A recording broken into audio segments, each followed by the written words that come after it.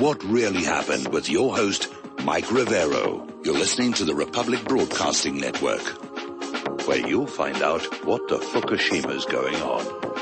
And aloha, America. Welcome to our show today. It's Monday, November 6th, 2017. Yes, we're live again today. My apologies for Friday, but I woke up Friday morning. I was just, I could barely get out of bed. So, but I'm all over it. I'm back to my normal, healthy, obnoxious self here. And today's show is live, which doesn't sort out the mess about this ending of daylight savings time. Because in areas that don't go through that nonsense about daylight savings time, like Hawaii, Arizona, Alaska, Caribbean, other parts of the world, it means the radio show is now an hour later, and I'm getting all these emails saying, where are you? We miss you. And I'm saying, well, just be patient. We'll be up there. And so we only have to do this twice a year, go through all of this confusion. We have got a lot of stuff to talk about today. The phone lines are open, 800-313-9443. Mike is in our control room, twiddling the dials, keeping us out of trouble, ready to answer the phone when you call on in. Obviously, the big news, at least as far as the corporate media is concerned right now, is this mass shooting in Texas. Note that they do not call it an act of terrorism. It's a very simple rule. If it's a Muslim, it's an act of terrorism. It's a white guy, it's just a mass shooting. So there was this guy named Devin Kelly. He's not a Muslim. He's not in ISIS. Apparently he was a fan of Antifa, according to his now deleted Facebook page. Former Air Force. Apparently he'd been on prescription antidepressants, and he walked into a church and basically opened fire on the people there. 26 dead, 20 wounded. And apparently it wasn't a random act, according to the last press conference with Governor Greg Abbott. He had a connection to the church. Apparently his wife was a member of that congregation. He himself was not a believer. Still waiting for the details, but basically it's just out there, and it's another distraction, so the media doesn't have to talk about Uranium Gate and Dossier Gate, let alone the meltdown that's going on over in Lebanon and Saudi Arabia and the Middle East in general. Needless to say, when the shooting first happened, the gun grabbers were out there saying, see, we've got to have more gun control. People are tired of hopes and wishes. They want gun control. Then it turned out the shooter was actually interrupted by somebody with a rifle. Somebody had his deer hunting rifle in his car. He got it, took a couple of shots at the shooter. The shooter then took off, and the neighbor with the rifle hopped into a truck, and they just chased this guy for like 95 miles an hour. So this was stopped by a citizen with a legally owned firearm, and everyone's saying, well, churches ought to have armed security. No, just arm the parishioners. Teach them how to shoot, and this problem will go away. But the gun control advocates are out there. They don't want you to know that this shooting was stopped before it got any worse than it already did by a citizen, a law-abiding citizen with a legally owned firearm. Now then, as I mentioned before, the shooter, Devin, was on prescription psychiatric medication. So again, we need to look at that connection. And by the way, in a lot of states now, when you are applying for a gun permit, they will ask you a bunch of personal questions, including, are you on prescription psychiatric medication? And if you say yes, your permit is denied. So we don't know how this guy got the gun, or whether he was even legally allowed to have it. So if that was the case, if he had it illegally, then gun laws aren't going to stop that problem. Now then, a lot of people are saying, how much worse would the Texas church shooting have been if an armed citizen had not stepped in? So Devin Kelly served in the Air Force, was apparently discharged. It wasn't dishonorable. It was a bad conduct discharge. Apparently he was court-martialed for assaulting his own wife and his child. But in this article, it basically said that this guy, Kelly, would complain about his parents and medications during school because his parents had him on high doses of psych meds from 6th through 9th grade. So once again, we have a link between these mass shootings and these prescription psychiatric medications. Now, I have a friend over here who's in the Air Force and said at least when he enlisted, being on these medications was grounds for your enlistment to be rejected. Now, maybe they've lowered the standards because they can't get anybody to sign on up. But there's a lot of open questions about this guy. All right, this is all the time I'm going to spend on the Texas church shooting because, again, the corporate media, they're just totally obsessing about this. And if you want more about the blood and gore all over the pews, you can go to them. Meanwhile, as you know, Saturday was supposed to be the big Antifa civil war, the uprising that would remove Donald Trump and Michael Pence from the White House. And it was a complete and utter failure. This thing cratered.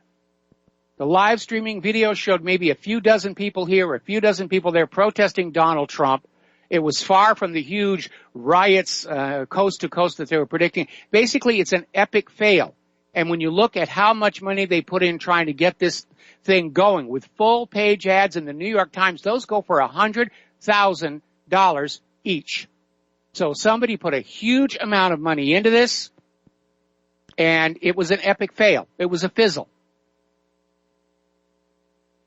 Now, a lot of people have tried to tie Antifa into this church shooting, which there is a linkage there because Antifa actually called for attacks on churches this weekend. And whether that was a factor or not, we don't know. But I think it's time for the Smith Act to be enforced against Antifa. The Chapter 115, Treason, Sedition, and Subversive Activities, Section 2385, advocating the overthrow of the government, which is exactly what they said they were trying to do on Saturday. And the fact that they have completely failed does not mean they should not be prosecuted for this. All right, we're going to do a shout-out to our on-air affiliates who are just now rejoining our network, and we're going to take a phone call from Jeff in St. Paul. Aloha, Jeff. Welcome to the show. What's on your mind? Well, hi. Over the weekend and this morning when I was accessing your webpage, it takes like 3 attempts to hit a link before you get the real story. You'll get a page that'll say product.msg, or you'll get coupons.com, and then the third time you hit it, then it'll go to like IntelliHub.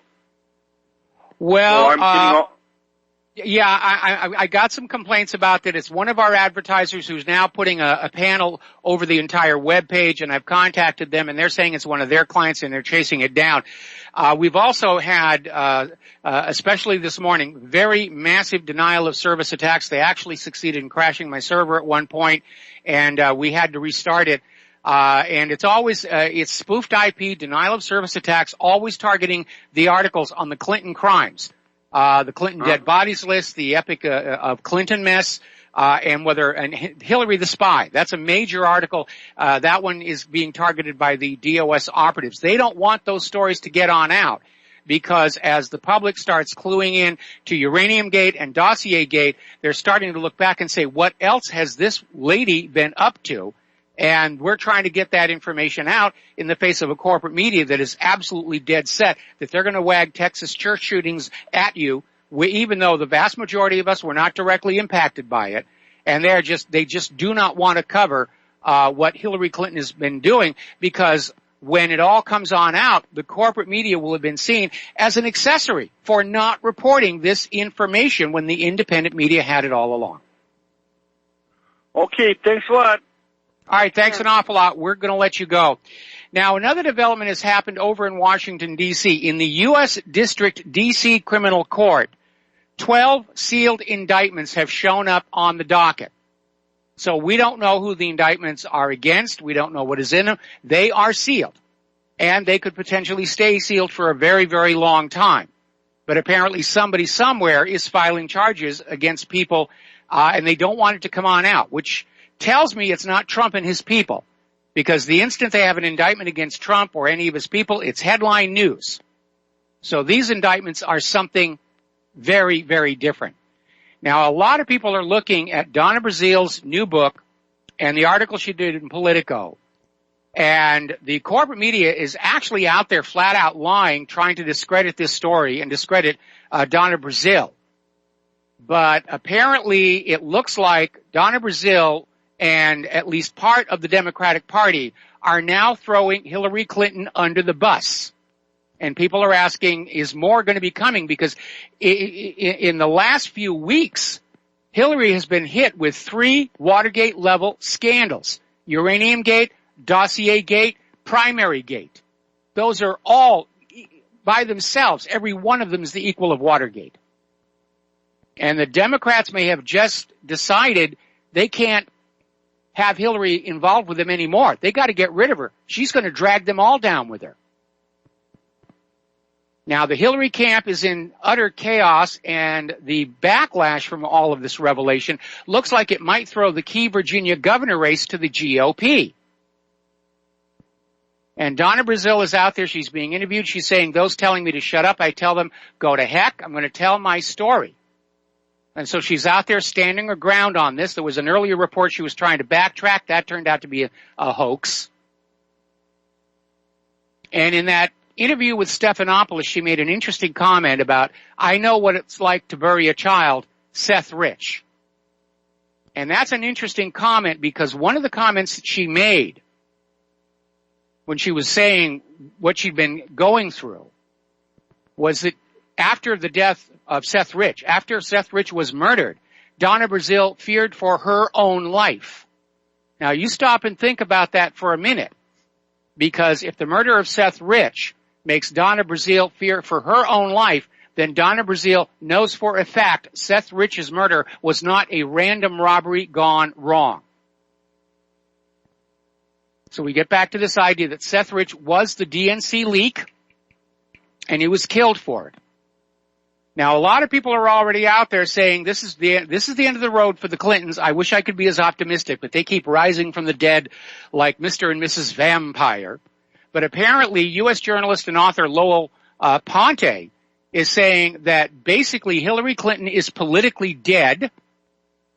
And he, too, is saying the Democratic Party is trying to detach themselves from Hillary and her scandals. Now, Sebastian Gorka is out there saying it's time to face facts. Hillary Clinton stole the nomination inside the DNC. The DNC was complicit. And with that dodgy Russian dossier, she tried to steal the election. Well, there was more than the dodgy dossier. Don't forget the massive election fraud.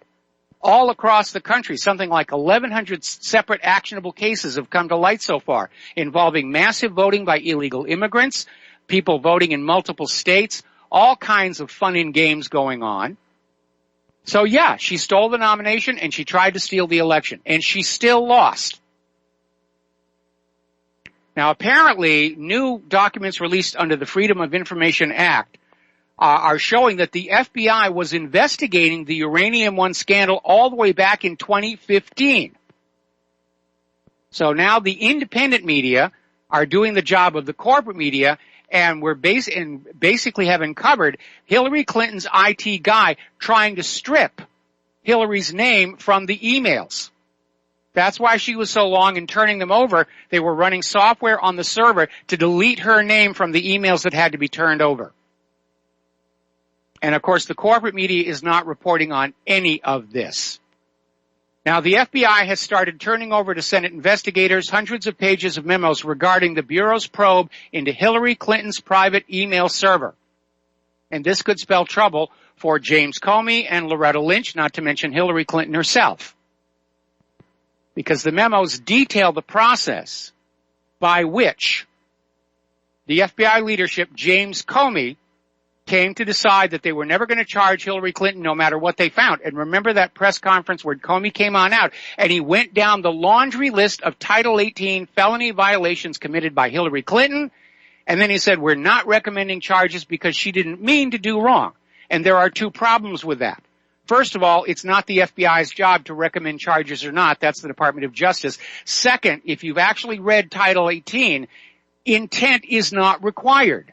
If you expose U.S. classified documents through negligence or carelessness, it's still a felony violation. And Comey just either was unfamiliar with Title 18 or he was just hoping that you were unfamiliar with Title 18. Now, here's where it gets interesting.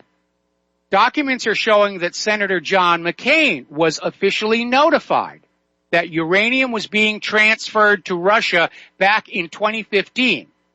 And he passed it off to a congressional liaison rather than handle it as the ranking member of the Homeland Security and Government Affairs Committee and the Investigations Committee. In other words, McCain was covering this up all the way back in 2015. And this story is continuing to spread. The Clinton Foundation was taking massive payoffs And they were, in exchange for those payoffs, promising publicly owned lands, including and privately owned lands like the Hammond Ranch, because the Hammond Ranch was sitting on top of some of that uranium. So they had to get the Hammonds off of there and seize the land. And that's what led to that whole Malheur Wildlife Refuge standoff. They were going for the uranium to send it to Russia. So the media is out there trying to find some way they can derail the revelations from Donna Brazile. And they're out there with this claim that the Clinton DNC agreement cited by Donna Brazile only applied to the general election, not the primary. In other words, there was no agreement for Hillary to come on in and take over control of the DNC during the primaries. It's an absolute falsehood. If you actually read the agreement, and it is out there publicly available, it's very obviously from even before the primary season began. Now, the second lie they put on out there is that Bernie Sanders signed the same agreement with the DNC that Hillary Clinton did. That, too, is a falsehood, because the agreement Sanders signed had nothing in there about helping the DNC out of its financial mess and having provisions allowing Sanders to decide who the DNC could hire and who they could not. It was not the same agreement. Now, they're trying to claim that Donna Brazile thought she had the authority to remove Clinton as the nominee. And this is also another lie. Basically, Donna Brazile was referencing a process in the DNC charter that allowed for the removal of a nominee who had become incapacitated. Remember how Hillary was having all these medical issues during the campaign, how she passed out at that one commemoration of 9/11? She was using a body double to fill in for her. It was a reasonable and prudent idea to say, maybe we need to change candidates because this one just doesn't have the stamina to go the distance here. And of course, the other big lie out there is that all of these documents coming out of WikiLeaks and all they're all doctored, they're all altered to make us look bad. Well, the easiest way to prove that is to provide the original unaltered documents. That never happened.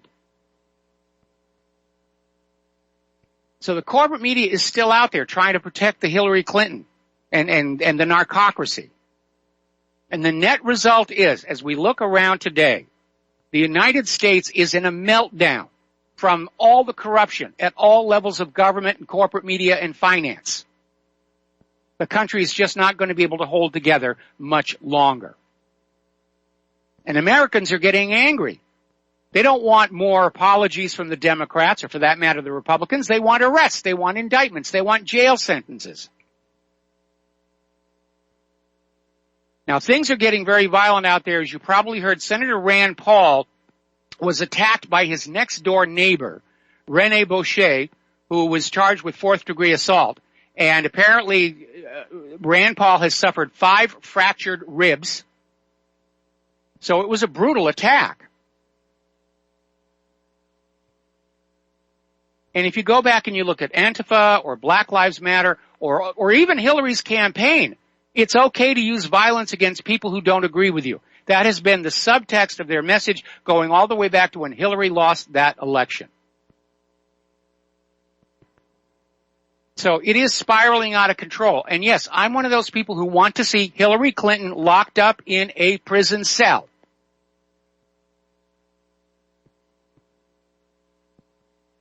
And I think, again, as I stated before, the legitimacy and credibility of the U.S. government is on the line here. So is that of the corporate media. If they continue to protect the narcocracy, they're only going to destroy themselves.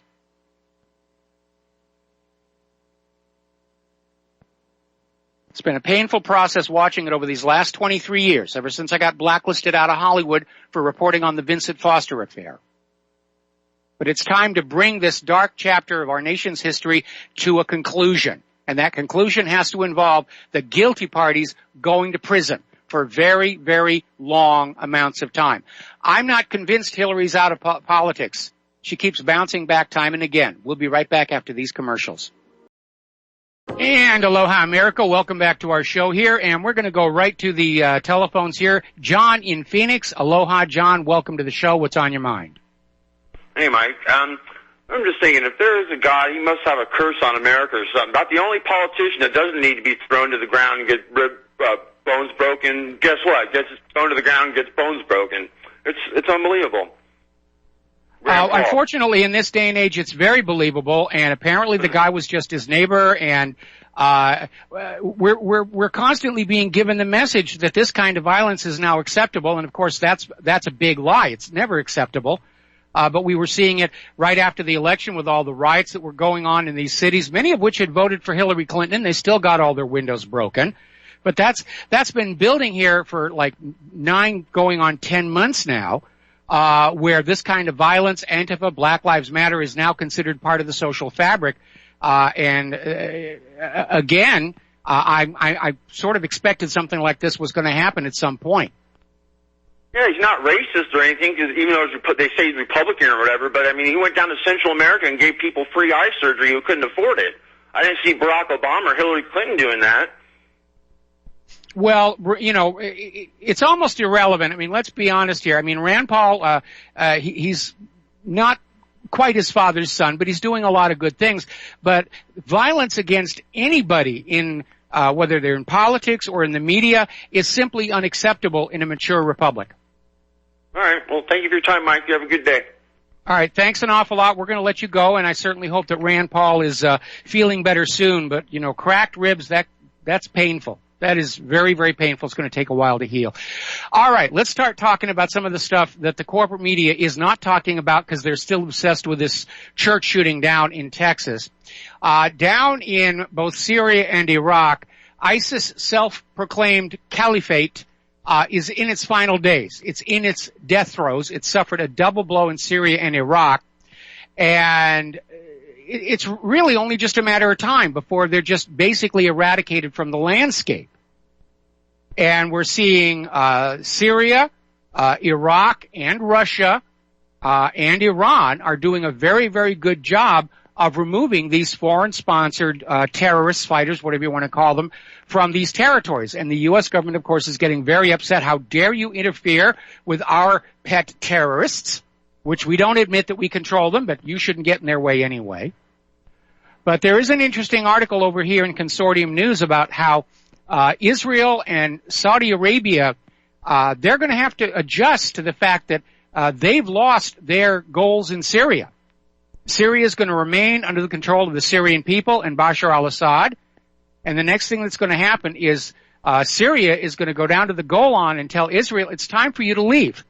This is not your land. It's not your oil. It's not your gas. You're not allowed to just come on in and steal this stuff from us.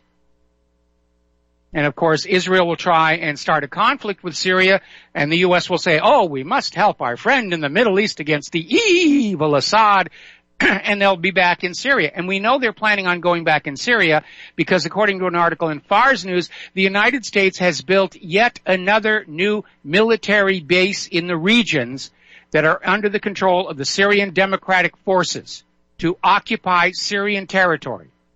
The U.S., if they can't conquer all of Syria, their next goal is to balkanize it and grab the oil-rich regions for a new U.S. puppet regime, and we'll let Assad have the rest of it. It's not worth anything anyway. Now, as you know, both the U.S. and Israel are demanding that Iran get out of Syria. You have no business there. Well, actually, Iran is there at the request of the government of Syria, the same as Russia. It is Israel and the United States that have no business in Syria. They don't have Syria's permission to be there. They don't have a United Nations mandate. There's no congressional declaration of war against Syria. And Iran has come on out and said they will stand by post-war Syria. That they're going to come on in and help with the rebuilding, which means they're going to make the money off the rebuilding of Syria. Up in Afghanistan, apparently more U.S. airstrikes have killed scores of civilians in the northern Afghan province of Kunduz. And again, the U.S. government, the U.S. military, just aren't being very careful about their targets. They dismiss it all as collateral damage. It's collateral damage. Don't think of them as people and women and children and cats and dogs. It's just collateral damage, and that makes it palatable. No, it doesn't. We'll be back after these commercials. And aloha, America. Welcome back to the show. And I'm getting an update on Rand Paul's condition, courtesy of Mike in our control room. Apparently, along with the cracked ribs, he suffered a punctured lung. And apparently, he is in serious condition. And so this guy who attacked him, his neighbor, I hope they put him away for a long time. Because in the United States of America, you have a right to peacefully assemble and petition for redress of grievances. You have a right to speak your mind. The instant you engage in violence, you've gone over that line of a right into outright criminal behavior. Whether it's this neighbor, whether it's Antifa, Black Lives Matter, you do not have a constitutional right to riot and cause violence and fear. Story that we just put up here on the website. Apparently an early draft of former FBI Director James Comey's statement closing out the Hillary Clinton email case did mention Hillary had been grossly negligent in handling classified information. That was taken out in the final draft, and that tells us James Comey knew that intent was not required under Title 18. He just assumed you were all too dumb, that you wouldn't know. Boy, was he wrong about that one. Let's grab ourselves a phone call from Benedict in Iceland. Aloha, Benedict. Welcome to the show. How's Bardabunga doing? Is that thing kicking off, or is it going to quiet down?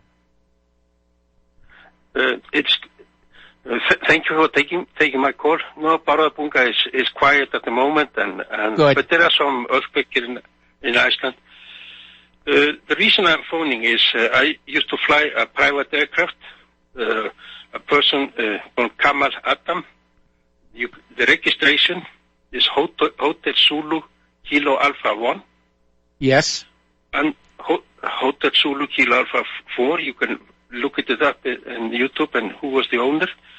On that aircraft was the Hariri, who was then young man, and the man who was killed now. They were also on board the aircraft at the same time. Yes. The father of Hariri was also flying with me. And the Kamil Adam had a construction company in Saudi Arabia. He was also the guy who brokered the deal between the Israel and Egypt. And Kamil Adam also stopped Bush to go into Iraq in the Gulf War. He was that powerful. Yes. And he was also the founder of BCCI Bank. Aha, okay. So you're seeing where it all goes. And yes. BCCI Bank was taken down because the British did not get enough military orders.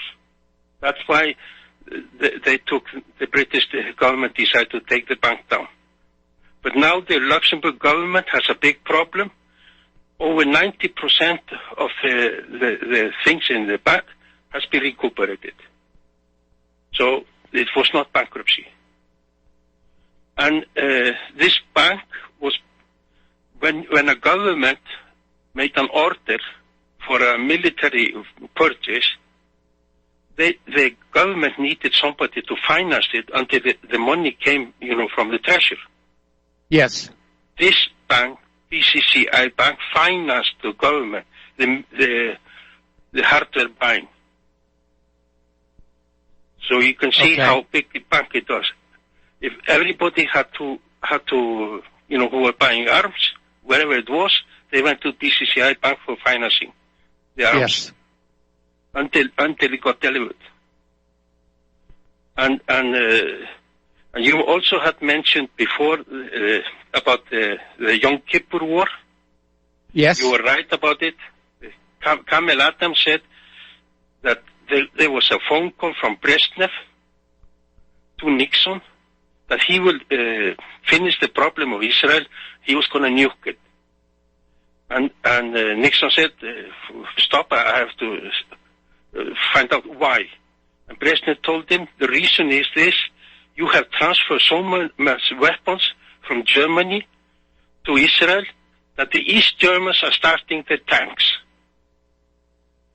And Brezhnev said, I cannot stop the East Germans. They're maybe going to take West Germany. And that's how Yom Kippur War was stopped. Okay. It was these Germans. So Nixon sent an aircraft to check the status of the Israel army, and then he phoned Golda Meir and told her to take the army back over Suez. They didn't take it, so a satellite took a photo and confirmed that they had not done it, and then Nixon phoned again and said, I'm not going to go to World War III, I will nuke Israel myself. And that's when everything stopped. But after that, Kamel Adam went and made a peace agreement between Egypt and Israel, and in that peace agreement is a lot of money paid to Egypt and Israel. But on top of that, Kamel Adam made agreement to take 10,000 Egyptians and transfer them to the school system of Saudi Arabia to teach them, the women, to read and write, because the Queen of Saudi Arabia was his half-sister, mother of the guy who got killed. So you see how it is all connected. Yes. And I don't know what is happening, why they wanted to this guy, because I don't think he was involved in anything. I know. Well, we don't really know. I mean, we're coming up on Saudi Arabia in the talking points here, and we're going to go over what we do know and what is speculation. But obviously, the situation is very dynamic right now, and officially, what's going on in Saudi Arabia is supposed to be arrests for corruption, but it does have all the hallmarks of being a purge to consolidate power. Now, whether this airplane with all of these high-ranking Saudis on it was sabotaged or shot down, or if it's just one of those, every once in a while they happen for real plane crashes, we don't know yet. But it's very obvious that the political landscape in the Middle East is changing dynamically right now. The Saudi-backed Prime Minister of Lebanon has just stepped down, and Hezbollah is cheering this as a victory. They want to get somebody who's Prime Minister of Lebanon who's going to be thinking about the people of Lebanon rather than the Saudi interests in the region. So Saudi Arabia may be flexing its muscle and saying it's time for Saudi Arabia to be the controlling power in the region, which inevitably is going to bring them into direct conflict with Israel.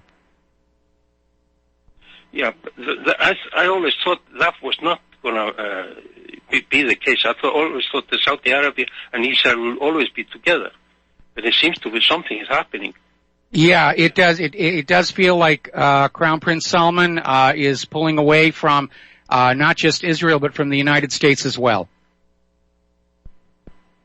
So, then it's going to be I don't know. It's going to be a mess. Then. It's going to be a mess. There's no question about it. The whole Middle East is about to go up in flames. I agree with you there. And I've seen also your article about the weather. Keep them up, because the weather here in Iceland is getting really funny. Well, Iceland's a beautiful place. I've never been there. I'd love to visit, but of course not when the volcano's erupting. Anyway, thank you very much for the phone call. We're going to let you go here and get on back to the news here. Now, the U.S. is now boosting Special Operation Forces presence at Russia's border. And basically it is signaling the U.S. is developing a capability to deliver rapid, deep strikes into Russia territory. So remind me again why Russia's being the aggressor here. You don't see Russian Spetsnaz on the northern side of our border with Canada or the southern side of our border with Mexico getting ready to just launch attacks into our territory, right? Just keep that in mind every time you hear Russian aggression, Russian aggression. So let's talk about what's going on in Saudi Arabia. There have been 11 royals. 11 members of the royal family have been arrested along with 4 government ministers, all supposedly for corruption. And interestingly enough, all of these people were tied into Hillary Clinton and Podesta and the Clinton Foundation.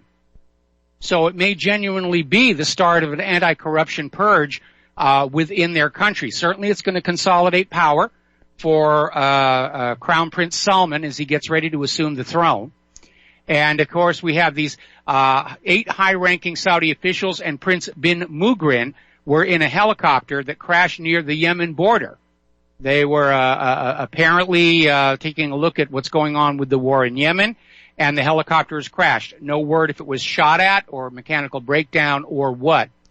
But the Saudi Prince Abdul Aziz bin Fahd, was killed during a firefight when the Saudi government forces went to arrest him. His own security detail got into a firefight with those forces, and the prince was killed as well. So it's an ugly situation over there. These are some of the world's richest men who are now being arrested, and they're all claiming it's unfair, and they're threatening all kinds of consequences.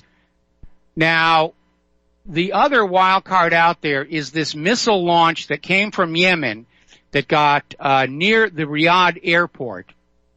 And Saudi Arabia is saying that Iran is responsible for this, and it can be considered an act of war. Now, that's a bit of a stretch. That's like saying that if, let's say, Israel is attacking Lebanon with U.S.-supplied weapons, and Lebanon says the U.S. has carried out an act of war against them. And an argument could be made for U.S. government culpability. But the way they're trying to spin this missile attack from Yemen, who is currently in a state of war with Saudi Arabia and has every right to fight back, but they're trying to put it over to Iran. And Saudi Arabia is now saying they reserve the right to respond to Iran's hostile actions. There have been no hostile actions. The hostile action came from Yemen. But what it looks like is the U.S. government, just as they use Saudi Arabia as a proxy to go to war against Yemen. And we hit about 95 going down 530. Okay. It looks like the U.S. government is using Saudi Arabia to start the war with Iran. I mean, they're putting pedal to the metal on all of this. They've got to get all these wars going before the U.S. economy collapses so that they've got somebody or something to blame it on. Meanwhile, Saudi forces have now closed all air, sea, and land access to Yemen. It's a total blockade. And they're using it to starve the people of Yemen, which is a war crime. Now, one article is out here in Blacklisted News saying that the Saudi purges aren't about corruption, they're about economic compliance. And maybe that's an overlapping agenda. But again, the situation is very complex and it's very fluid. Now, something that should be of concern, because it's looking to me like the Middle East could literally explode. And underscoring that, Israel has just begun the largest ever aerial military drill. Air forces from 9 different countries with about 50 aircraft are now starting to drill in the most southern region of Israel using Ovda Air Base in Israel, which is down near the Golan. They've got teams from India, the United States, Greece, Poland, France, Italy, and Germany will be flying over 300 sorties simulating a real war. So they're definitely cranking up. They know there's going to be a regional war. Now, getting on over to North Korea, tensions are definitely heating up. And what's really alarming people is that we have the U.S. now saying they might strike at North Korea if there's an imminent threat of a nuclear attack from North Korea. Well, the U.S. could go ahead and attack North Korea. Where would be the evidence that there was an imminent threat being responded to, especially after all the lies about Saddam's nuclear weapons and Assad's sarin gas and everything? Once again, the U.S. government is just taking the attitude of, just take our word for it. Well, there was an imminent threat. Really, we had to do this. We wouldn't lie to you. We're the U.S. government. What's really alarming, and I made this point before when they were talking about a decap strike into North Korea. There's no guarantee they would get all the ballistic missiles. There's no guarantee they would get all the nukes. By now, I'm sure Kim Jong-un has dispersed them all across the country into very good hiding places. And now the latest report coming out of the Pentagon is saying that the only way they can go into North Korea and guarantee the end of the nuclear program and the ballistic missile program is a ground invasion. And the numbers are startling. Even Senator Dianne Feinstein was saying it's a bleak assessment, looking at how many people are going to be killed and crippled in a ground invasion of North Korea. Now, Viktor Bondarev, the head of the Russian Upper House's Defense and Security Committee, has outlined in an interview with Sputnik that the best way to contain growing U.S. aggression is to start establishing more Russian bases in places like Cuba and Vietnam. Now, remember back when Obama started normalizing relations with Cuba, and I said it was one of the smartest things he'd done, one of the few things he'd done I agreed with, because if we made friends with Cuba and Cuba was now doing commerce with the United States, then Cuba would be removed as a potential Russian base in the event of an escalating war. And so Donald Trump comes into office, his advisors say, no, we've got to punish Cuba, we've been punishing them for almost a half a century here, and we've got to go on punishing them until they will do what we tell them to do. And they have now created a repeat of the situation in which Cuba was forced to turn to the Soviet Union following the U.S. blockade, and now it's all being repeated again. Trump is getting bad advice from his people.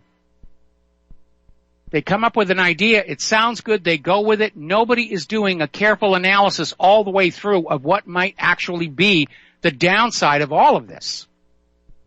Everyone's thinking it's going to be win-win. No, this is headed for lose-lose.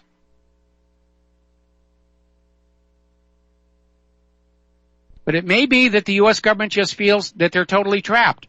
They can't stop the war agenda. They quit and turn around, the economy's going to collapse.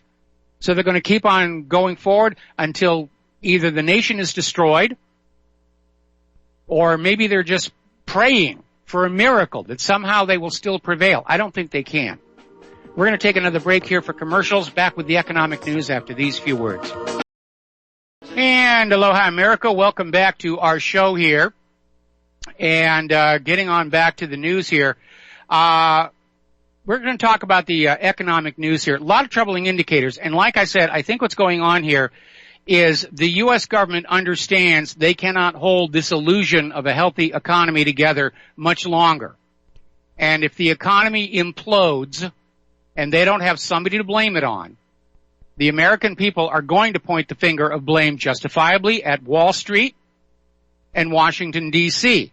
So the idea is to get the wars going and saying, oh, well, yes, you're all going hungry and you're suffering and everything, but it's all the fault of those gosh darn Iranians and the Russians and the Chinese, and if they hadn't challenged the dollar with the ruble and the yuan, everything would be just fine. No, it wouldn't. Private central banking is a Ponzi scheme. It's a pyramid, and sooner or later it's going to crash. So that's why they're in a rush to get all of this stuff going. Now, PBOC's Zhao is warning of sudden, complex, hidden, contagious, hazardous risk in the global markets. This is out of the Chinese Central Bank. Their governor has penned this lengthy article saying that there are some hidden dangers there, even as the overall health of the financial system appears good. It really isn't. Now, again, the U.S. foreign policy toward China seems somewhat schizophrenic, because on the one hand, they're approaching China to try and rein in and control North Korea, and on the other hand, they're still butting heads with the Chinese over the islands in the South China Sea, and now there is the trade war issue, because part of Donald Trump's campaign promises on the campaign was to be tough on Chinese imports. And so the U.S. has just increased anti-dumping duties on Chinese aluminum foil. And that, of course, is going to upset the Chinese as well. So, again, it's almost like we have a whole bunch of individuals setting these policies in motion, and they're not coordinating. And, of course, where they should coordinate is through that Oval Office. All right, let's take another phone call here. Paul in Toronto. Aloha. Welcome to the show. What's on your mind? Hey, Mike, how you doing? Doing some okay? questions. Back about 6-8 weeks ago, I decided to put into Google North Korea nuclear weapons proof, or nuclear bomb proof. I had 18 pages returned to me. I expected about 18,000, not 18. I ended up going through every page. that they kicked up, like the 180 pages or whatever. I could not find definitive proof that they actually have a weapon. There's a lot of hearsay that they do, but I can't find it anywhere. Have you found anything that says definitively they have a weapon? Well, North Korea has been testing nuclear weapons. Yes, but can you prove it? That's what I'm saying. Like, you would think this tunnel collapse, there's got to be some isotopes or something's going to come floating out the front door on that one. There are leaking isotopes out of the mountain even without the tunnel collapse. And every time there's one of these tests, surveillance planes from other countries go on overhead with their little sniffers to pick up the isotopes. So well, I think that I think at this point, I could not find that. Well, generally that information is not made public. Anyway, we got to take a station break. Thank you for the phone call, Paul, and we'll be right back. And aloha, America. Welcome back to our show here, hour number 2. The phone lines are open, 800-313-9443. And over at Rolling Stone, Matt Taibbi, and this is somebody you should be paying attention to. He's done a lot of good work over the years. He's got a new article out that is basically saying the same thing that we've been saying here at whatreallyhappened.com for quite a long time. Higher education in this country is no longer about higher education. It's another swindle.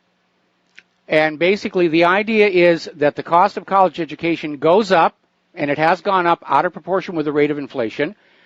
Assistance for people wanting to go to college has all but vanished. Very few scholarships out there. But you're offered these student loans. And that's really what it's all about, convincing you that you need a college degree, loaning you the money to get it, and then putting you on that debt hook. And it's turning into America's next financial black hole, because like so many of these other debt bubbles, whether it was the mortgage-backed securities or auto loans or whatever, defaults and non-payments are on the rise. Because the high-paying jobs these kids were promised to get them to sign up for college and to sign up for the loans don't exist. They've all gone to other countries. So college has, like almost everything else in the United States of America, just been turned into yet another money-making racket. That's what it is. It's a racket.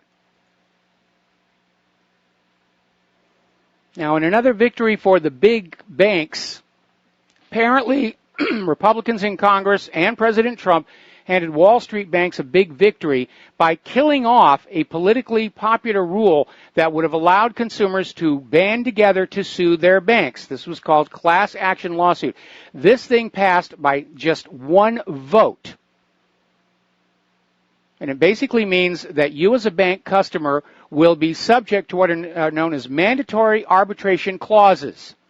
These clauses are buried in the fine print of nearly every checking account, credit card, payday loan, auto loan, or other financial services contract and require you to use arbitration to resolve any dispute with the bank.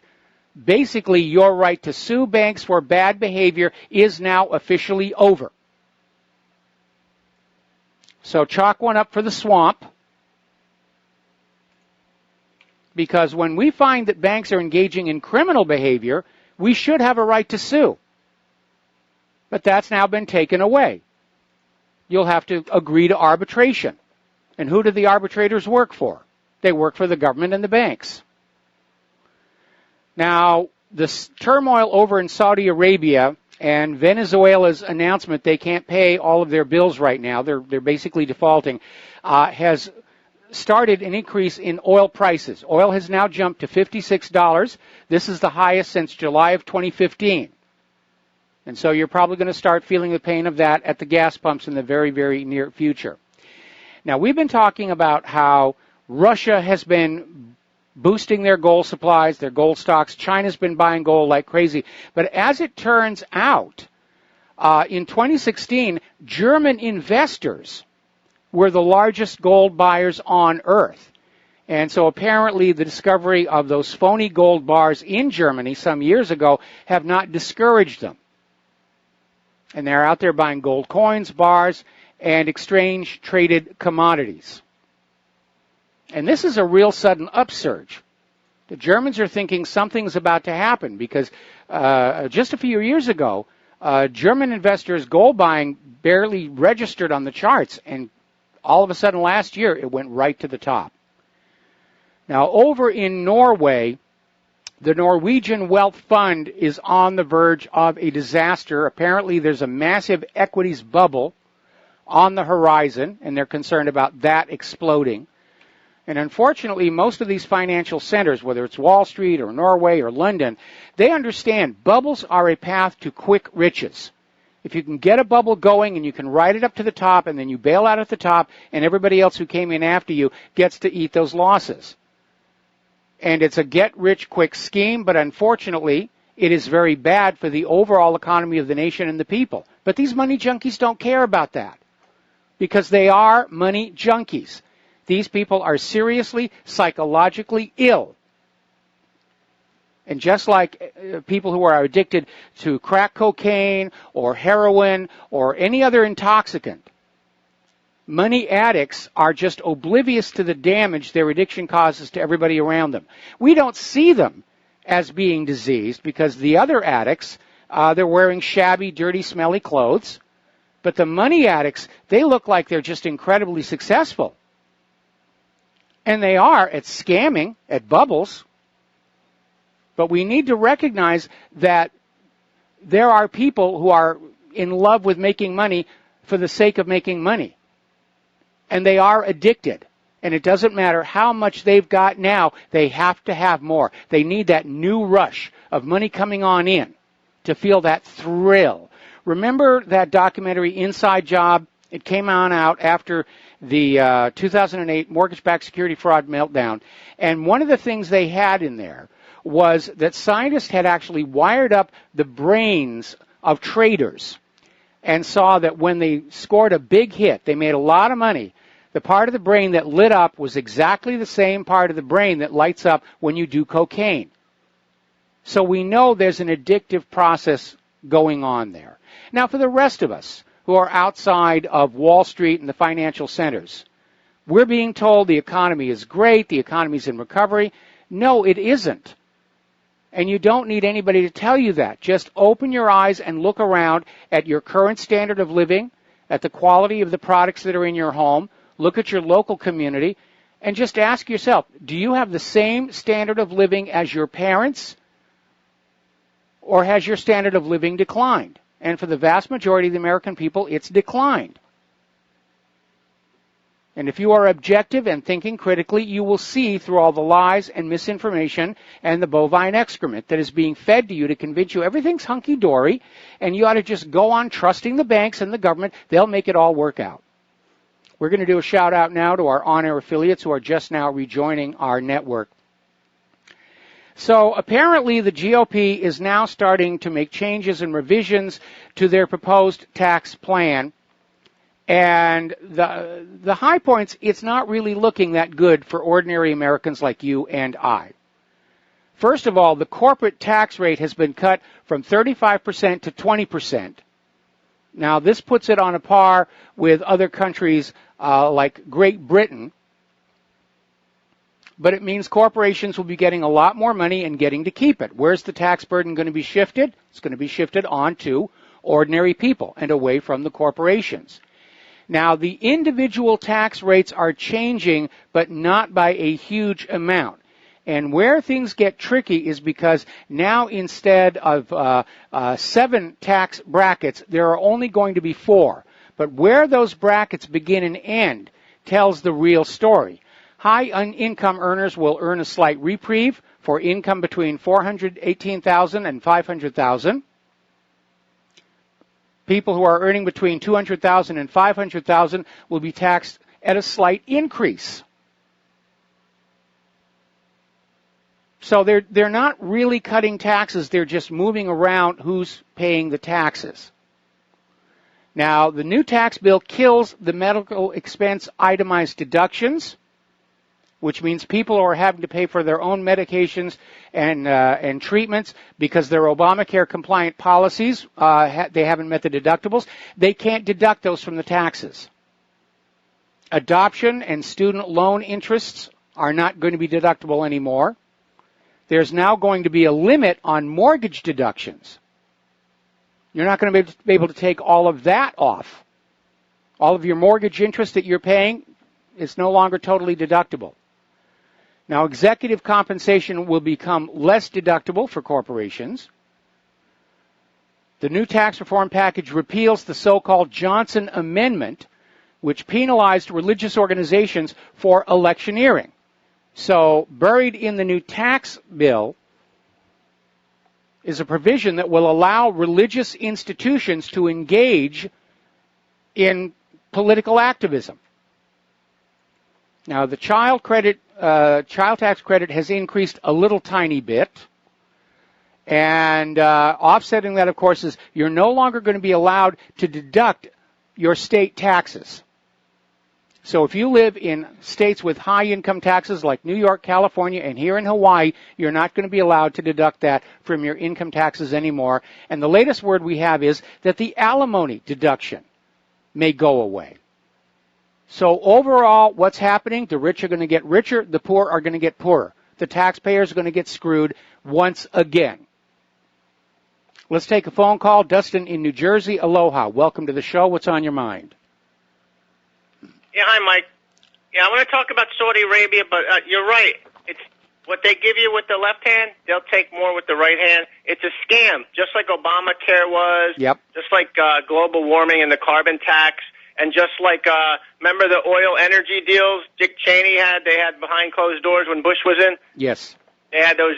Nobody could see what. You have to pass it before you see what's in it, right? Yeah. I mean, what a scam! Like, yeah. People don't realize it only benefits the people who wrote the bill. Of course, we're little people. Of course, the lobbyists are all over there. They're all going to call in their chips, and they're going to get the new tax code written to favor the wealthy again.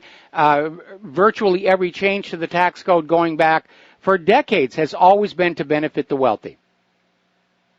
Exactly. Hey, Mike, people got to think about this. The people who write the biggest checks get the biggest ear from that particular congressman or senator. We don't give them any money because we ain't got no money, so they don't want to give us the time of day. And with the elections being openly fraudulent, they don't even care what the voters think anymore. They don't have to be afraid of us voters with all the elections being rigged the way they are. Now, obviously, the riggers failed last November, and that sent a shockwave through the election system. But all that tells us is next election, they're just going to double down that much harder to make sure the fraud goes through and is undetected. And I'm very alarmed that President Trump's Commission on Election Integrity doesn't seem to be doing much of anything ahead of next year's midterm elections. That's because he keeps putting in people of the deep state, the establishment state, whatever you want to call it. He needs to clear house, and I don't know what he's waiting for. It's already like November. Hey, Mike, I want to switch to Saudi Arabia. I don't know if you talked about this. With the the crackdown on so-called corruption and this helicopter that got shot down, now this firefight between a Saudi prince who got killed. This is a coup going on. This is a danger. Let me tell everybody. It's not a coup. It's a purge. A coup is when the leadership is changed. A purge is when the leadership gets rid of their opposition. And so far, I had not heard a confirmation that the helicopter was actually shot down. Where did you get that? I just figured it got shot down because with the stuff going on right now, with the purge going on and with the Saudi prince who got shot in a gunfight, I figured the helicopter is part of that process because it's just a coincidence. Could be shot down, could be sabotaged, but until we know for a fact, let's not get on out there and just sort of assume certain things until we have the facts involved, okay? Okay, Mike, could this be a battle between, I remember reading an article saying, they want to open up Saudi Arabia a little more and get away from oil, and they want to build that big mega city, and maybe it's like the same here. There's just an element of their government that want things to stay the same. They don't want things changed. Yes. You know what I mean? So there could be a battle going. The purge is a battle going on between people who want to move out a different direction, getting rid of the Wahhabi terrorist sect or whatever, and and following because they're starting to. They're going toward Russia and China. Yes. And then you got the other side that wants everything to stay the same, the status quo. Those small, oligarchs. Remember, I don't know if people know this, but majority of people who Saudi Arabia have working they're brought in, yes, from Indonesia and stuff. They have like their welfare state. Like 90% of the people are on some kind of assistance over there. It's only the 10% oligarchy group, per se. But that's all I want to say, Mike. All right. Well, thanks an awful lot for the phone call, Dustin. We're going to let you go here. Now, 2017, and we're not through the end of the year yet. 2017 just set the all-time record for store closings here in the United States of America. More store closings have been announced this year than any other year on record. We're talking about 6,700 stores in the United States, according to Fung Global Retail and Technology, which is a retail think tank. Now, that beats the previous all-time high of 6,100 store closings, which hit in 2008 during that mortgage-backed security fraud meltdown. Walgreens says they're going to close about 600 locations. Retail-mageddon. They've impoverished the people so we can't stand up and fight against the oligarchs, and then the oligarchs are wondering why we're not going into their shopping malls and buying things. Good thinking, people. Really good quality thinking here. Now, over in the European Union, there are indications of strains that are building to the breaking point. We have the issue of Spain versus Catalonia. And right now, the Basques are protesting in support of Catalan independence. So if this goes to open conflict, the government of Madrid may be dealing with conflict in areas outside of Catalonia itself. But according to this article I'm looking at over in Zero Hedge, the EU has got to be looking at Turkey, because right now Turkey has become a much bigger problem for the EU than Spain and Catalonia. Turkey's become a wild card. Up in Sweden, they've had 13 bombs in the last 25 days. So how's that immigration open borders thing working out for you? Story coming out of the Duran. Apparently somebody has published a list. It's called the List of Soros, and it names 226 members of the European Parliament who are under the complete control of George Soros.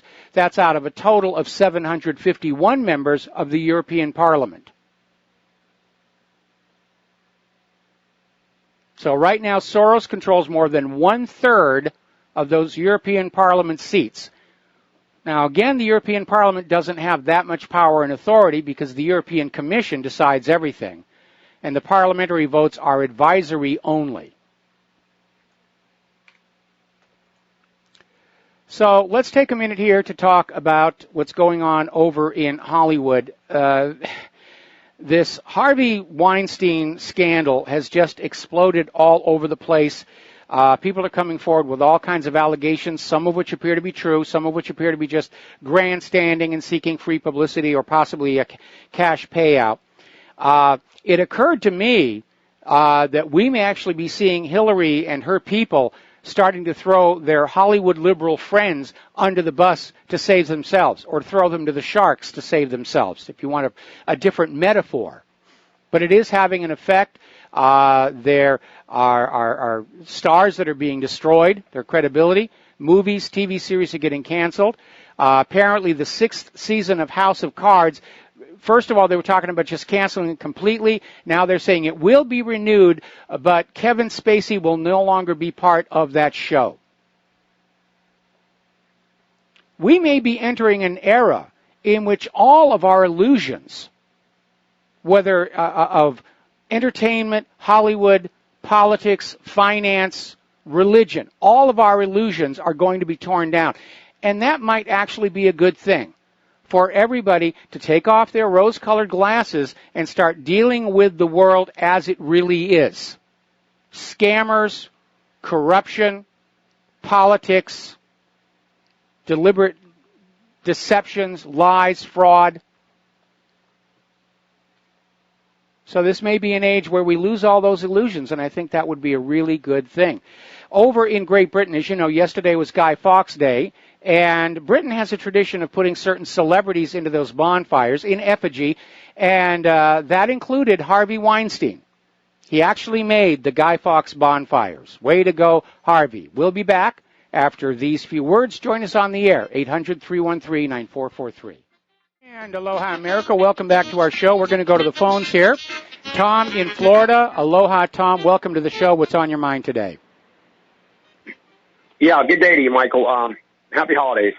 Yeah, Michael, what's on my mind is, I don't know if you had a chance to see 60 Minutes last night. Unfortunately. It was kind of a very... Yeah, I know, Michael. I know you're saying, unfortunately, good thing you did, but it is very explosive as far as what's going on in Puerto Rico, Michael. The governor of Puerto Rico is basically telling the Trump administration, if you don't pump in these billions of dollars away, the $87 billion debt we have, we're going to flood Florida and all these Texas with Puerto Ricans, and we're going to turn those states definitely from purple states to blue states. And Michael, they were having a thing, in the reporter for 60 Minutes was talking about, and they were talking about Kissimmee and Orlando, Florida. Well, they're moving in there by droves from New York. And I'm saying to myself, pretty soon Florida's going to end up like New York. They're going to be a high tax state. I mean, it's unbelievable. And you know what? This $87 billion, and they're giving all these the power grid alone, I believe they said it was going to cost $45 billion to repair Puerto Rico, Michael. And American taxpayers got to flip the bill for that. So, to me, this is nothing but a big ploy. And let me ask you a question, Michael. These Puerto Ricans come to Florida, they can vote right away in the next election, or how does that work? Well, let me play the devil's advocate here a little bit, because Puerto Rico is a U.S. possession, and the U.S. government does have certain obligations to it. And there was a lot of talk following those horrible hurricanes down there about assisting the people in Puerto Rico. But as we saw with Haiti, very little actual assistance is getting to the people. And I can imagine... Well, Hillary is getting all the money.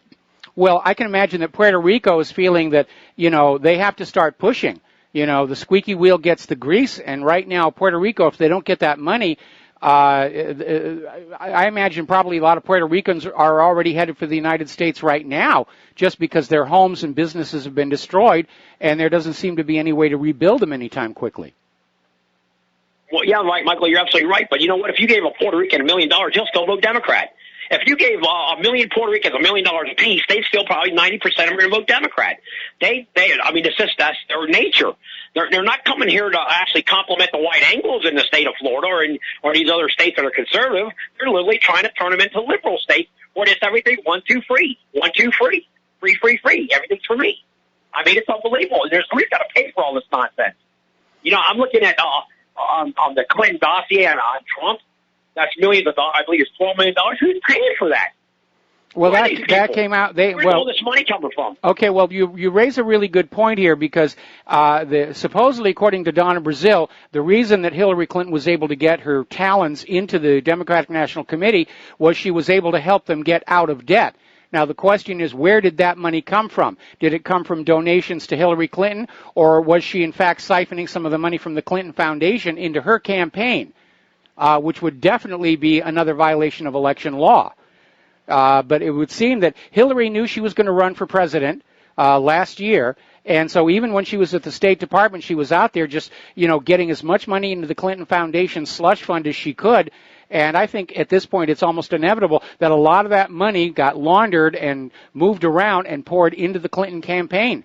Because, again, back during the Chinagate scandal. Absolutely agree with you, Michael. Yeah. So, certainly I'm sure the Democrats are open to this idea of trying to convert some of the Republican states into Democratic states with an influx of Puerto Ricans who are going to be seen as legal because of Puerto Rico's status as a U.S. possession. And they're going to get these voters, and then they don't have to worry about the illegal immigrants being caught voting or the refugees who are not yet citizens. Michael, it's a disaster, and let me tell you, Donna Brazile was scared for her life. She even said she didn't want to end up like Seth Rich. She didn't want to get murdered by the Clinton machine, because that's why she had to wait till she did with this book. But look, this whole thing is a ploy, and the main thing, I'll let you go, I know you got other callers, Michael, but listen, the main thing that people are not talking about, and by the way, with the Kennedy papers, the reason they're sending out those Kennedy papers, it has nothing to do with Martin Luther King.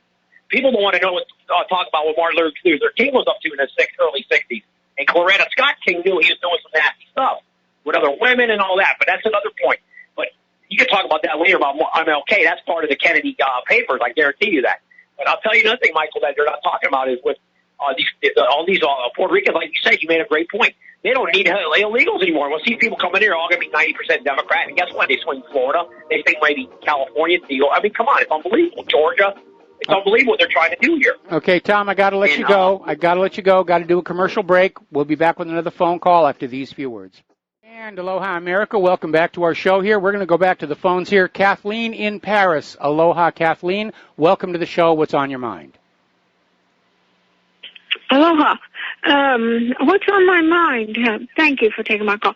I want to talk about words, and one word is an anarchist. And I've even heard you and a lot of the callers use anarchy, what is really in a bad way, because anarchy just means no rulers. It doesn't mean no rules. But anyway, the anarchists, and I'm one, we've given up. And now we call ourselves voluntarists. Okay. We just think that people should do what they do voluntarily without being forced at the point of a gun to do. Okay? And so, anyway, when the government falls down, which seems imminent, I know you've compared it often and to the fall of the Soviet Union, and I don't know how it went. I know you said that there was minimal bloodshed, but I'm wondering if something like what they did in South Africa could be useful, the truth and reconciliation. If some of these people might come out and tell the truth if they were spared prison. What do you think? I'm absolutely in favor of a Truth and Reconciliation Commission here in the United States following the collapse of our current government. And the reason that was done was to reassure the people of South Africa that their new government was not going to just be a repeat of the government that had gone on before it. And they came on out and said, this is what the last government did, and you need to know that they were doing it so you can keep your eyes open and make sure we're not doing the same thing.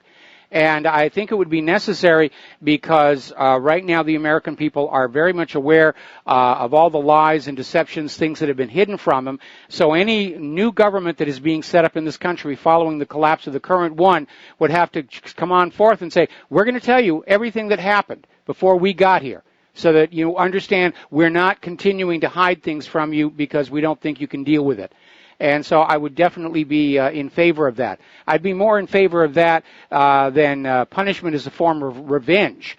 I just think the people have a right to know what this country's been doing with their money in their name for all these decades. And most careful observers have got a pretty good idea of just how nasty things have been here. But having a commission like that is basically going to get the message out even to those members of the population who weren't really paying attention.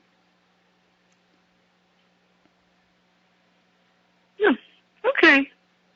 Okay? Thank you. Thank you very much. I hope it works. I mean, I wish, somebody has to get this truth and reconciliation idea out there so that, because I'm sure that that's why they're jumping ship, they're blaming each other, but if they thought there was a way to come clean, and maybe they would. Well, no, they won't. And if you go back and you look at the Truth and Reconciliation Commission in South Africa, it was basically the new government reporting on what the last government had done wrong. And they did have some people who came forward and said, this is what we were doing. And the idea was to avoid prosecution.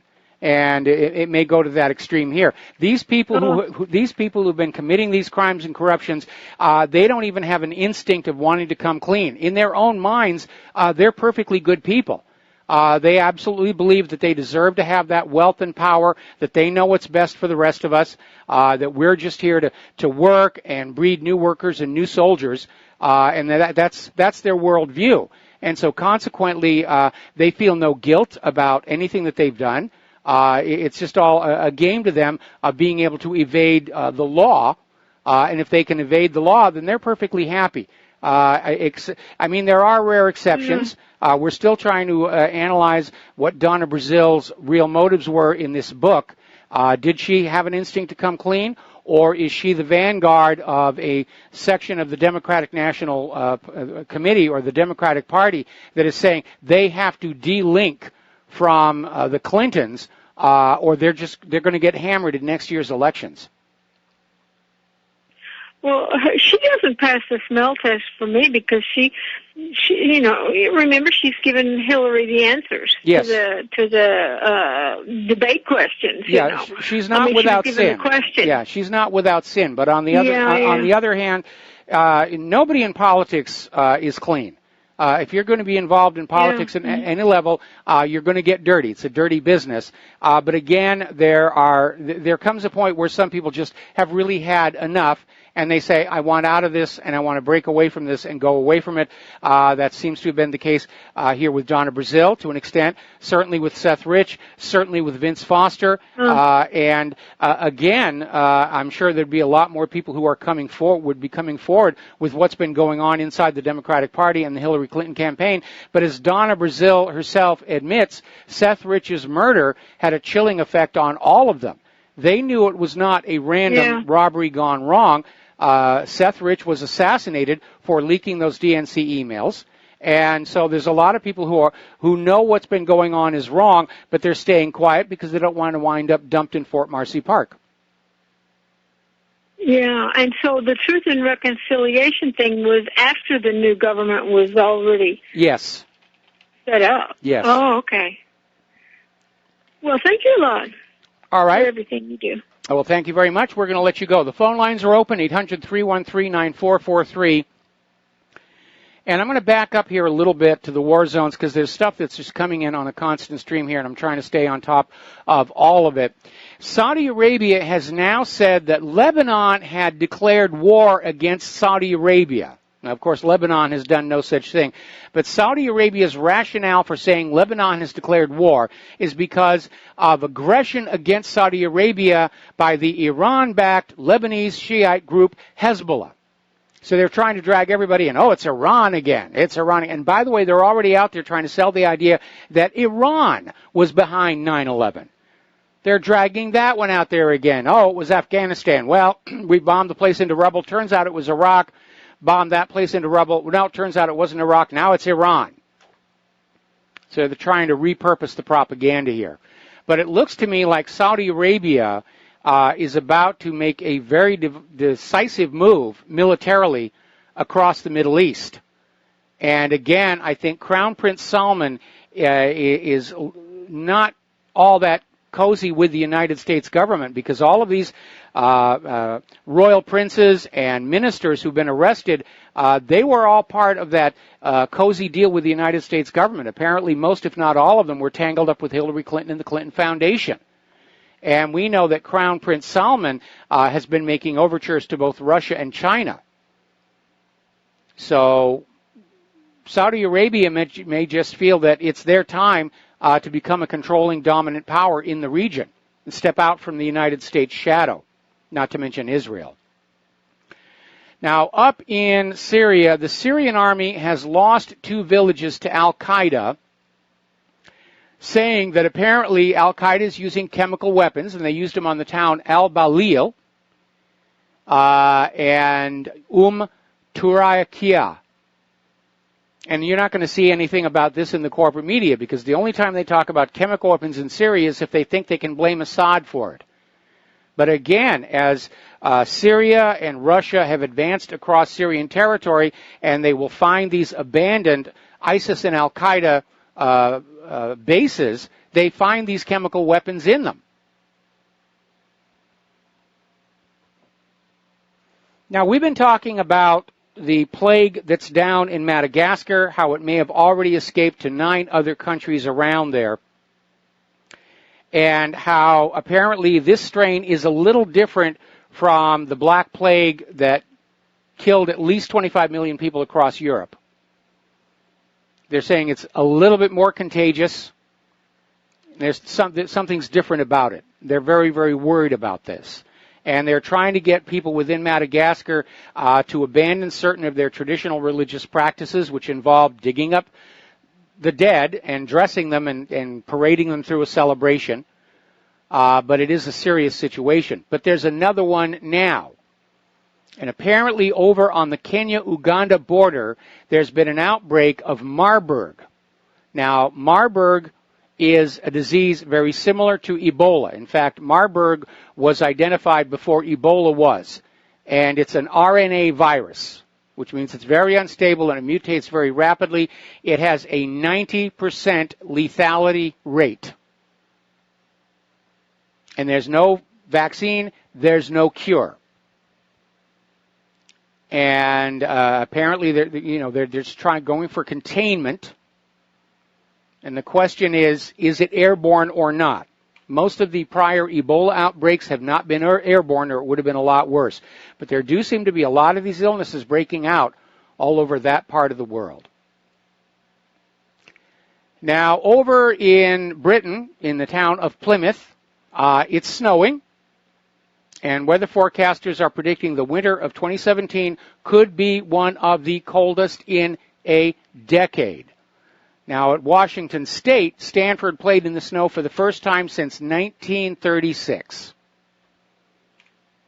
These are all indications that we are in for another record-setting winter. And still, Al Gore is out there and the corporate media saying 2017 was one of the 3 hottest years on record. They're still pushing this human-caused global warming nonsense. They still want to get you to pay a carbon tax on top of all the other taxes you're already paying. They're trying to guilt you out of your money by making you think that you are responsible for the destruction of planet Earth, when in reality it's the war machine that is destroying planet Earth. Bit by bit by bit. It's just another scam. And it all started back in the 1990s when the Earth really was warming, and they said, oh, we can take this, it's happening naturally, we'll claim it's all humans' fault, we'll say that it's carbon dioxide, which we can link to human activity, and we'll all get rich. And Al Gore certainly did. He ended the 2000 campaign virtually broke, and now is a multimillionaire again, all on carbon credits. And it's a big scam. And every year we'll have another brutal winter. Remember back in March 20th, 2000, and the UK Independent was running an article, snowfalls are now a thing of the past. Wrong. It's snowing all kinds of places. It's snowing in Washington State, where Claire and I used to live. Because human activity does not have that big of an influence on climate. That glowing ball of fusing hydrogen gas up in the sky dominates the temperature here on Earth, and for that matter, the entire solar system. And one of the things that we have seen from spacecraft we have sent to other worlds is that at the same time the Earth was warming, so was Mars, so was Jupiter. And there are no humans there, no carbon dioxide to cause a problem. And now we're in a cooling phase. And it's when the Earth went into a cooling phase that the fraud began. Because everybody had invested in human-caused global warming. They'd bet their credibility on it. They'd put their money into green energy and carbon credits and carbon trading. And they didn't want that to go away by a little thing of Mother Nature going the wrong direction. So that's when the fraud began at places like the Hadley Climate Research Unit at the University of East Anglia, Hide the Decline, Penn State, NASA, NOAA. All of them were part of this to convince you the world was getting warmer even as we had harder and harder winters. And we're heading into another one. And the players behind this human-caused global warming fraud, Al Gore, the corporate media, are still convinced that you will believe them. That instead of using your own eyes your senses to look out into the world and see what's going on, that you look at their pretty colored charts and graphs and say, oh, yes, the line is going up. It must be bad. This government, this media, call it the government media complex, lies to you about just about everything. And they do it to control you, to get money from you, to get you to send your children off to various wars, to agree to the loss of more of your freedoms and liberties. And they're not going to change. It's very obvious they're not going to change. They're still pushing human-caused global warming propaganda, even as we get indications of another very hard winter coming on in this year. So, anyway, phone lines are open, 800-313-9443. I'm going to need some calls here. Let's talk about the iPhones. Now, last week we reported that Apple has discontinued sales of the iPhone 7 because people were buying the iPhone 7. They weren't buying the much more expensive iPhone 8. They certainly weren't buying the very expensive iPhone 10. And so Apple decided to just pull the iPhone 7s off the market, and now if you go down to your cell phone store, your only option for an upgrade will be an iPhone 8. And it is only marginally better than the iPhone 7 in terms of capability, and it is a lot more expensive. The iPhone 10 is running about $1,000. Now, the iPhone 8 was reported last week to have a screen burn-in problem, which means if you use your phone too much, the screen will actually pick up a ghost of your default desktop. It's like from the days of cathode ray tubes. And it's kind of amazing to think that this product got all the way through design, prototyping, testing, and then manufacture, and nobody picked up on this. And now Apple is saying that, yes, the iPhone 10 also has this same problem. So what are they going to do? Just say you just have to get used to it? And they're saying, you know, the screen on the iPhone 10 meets the incredibly high standards of Apple, but it's prone to screen burn-in, otherwise known as image persistence, when it's used for an extended amount of time. Well, I don't know about you. I mean, I don't use my phone constantly, but I use it a lot. But we've all seen people who are walking around like zombies, looking into their phones. This is going to be an issue. And the news is even worse about the iPhone 10, and I will share that with you after these few words. And aloha, America. Welcome back to the show here. We're going to go ahead and take a phone call. Francis in North Carolina, aloha. Welcome to the show. What's on your mind? Hello, aloha to you both. Aloha. I got a quick thought for you. Maybe perhaps the only way to snap these people out of it when they're walking around on the street with their iPhone toy or whatever you want to call it, with the wire shoved implanted in their ear, or Bluetooth or whatever the heck you want to call that thing. Perhaps the only way to snap them out of that is to blow your horn on your vehicle. And if they give you a dirty look, guess what? You can give them one right back. Well, it's definitely a serious problem, and again, here in Hawaii, they're now actually starting to write tickets for people who are crossing the street while looking at the phone, because it is a distraction. And as I mentioned a while ago, Claire and I had a circumstance where there was somebody just walking across the parking lot. We were getting ready to turn into a parking space, and they just stepped right in front of our car, completely oblivious. Yeah. And I don't know that blowing the horn would work because they had the earphones in both ears. Personally, I can't stand that. You know, when I got my iPhone and I tried the little headphones and the music playing, and I immediately felt disconnected from the real world. It was like a bad drug experience for me. So, I mean, when I want to listen to music, I'll sit and I'll listen to music on it. But when I'm out and about, you know, I still connect with the real world. Maybe somebody needs to come up with an app that, you know, every once in a while pops something on the screen that says, hey, look up. You know, there's a real world around you or something like that. No, Michael. If anything, what it comes down to is they claim that they got hurt because you did blow your horn. Guess what?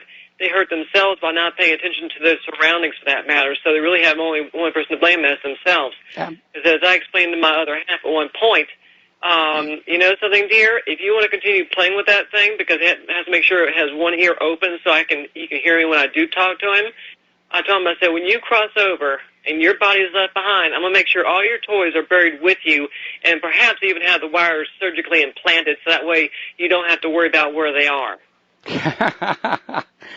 Well, again, there's this idea that people think that by staring into one of these devices, they're somehow more connected with the world. And, in fact, the opposite is true. Because everything they're getting on that iPhone, it's just as filtered, if not more so, than what they were getting over the radio or the TV sets. And there are some useful things on the iPhone, and, I love the apps I've got, the weather radar and things like that. But this idea of just walking through life constantly staring at the screen, I think that's definitely not a good idea. Well, definitely, and for that matter, I don't think people really stop to realize that what they're viewing on that toy, as I call it, regardless of what form, shape, or form it takes, for that matter, or what model it is synthetic. It's not real. It's just a bunch of electrons or electrical impulses going through there that's got them mesmerized and hypnotized and titillated and everything else in between. It's not the real world, since the reason why they don't connect with other people because maybe they're afraid to. Have a great one. Thank you very much. Yeah, as more of these devices come into common usage, people are losing social skills, the ability to interact with other human beings, other than by texting. We'll be back after station identification. And aloha, America. Welcome back to our show, last hour of our program today. And carrying on with that discussion we were having about the loss of social skills, we're constantly being convinced by the advertisers of these devices that this is the new mode of social interaction. Texting each other, selfies. Personally, I look at selfies and I think it is a symptom of an extremely vain and self-absorbed culture. And yes, texting is nice when you're not in the same room with somebody. But I'm sure we've all seen circumstances where you're in a room and there are people who are just texting back and forth. They even made fun of that whole idea on the movie WALL-E, where these two guys are like talking with each other over the TV systems and they're actually sitting side by side. Far from pulling our community together, it's actually putting walls up. Like you can't talk to another human being without going through one of these devices. And I don't think that's necessarily a good thing. Now, getting on back to the other stuff. By the way, the phone lines are open, 800-313-9443 if you want to call on them. The iPhone X has got some other bad news. Apparently now that some of them are getting out into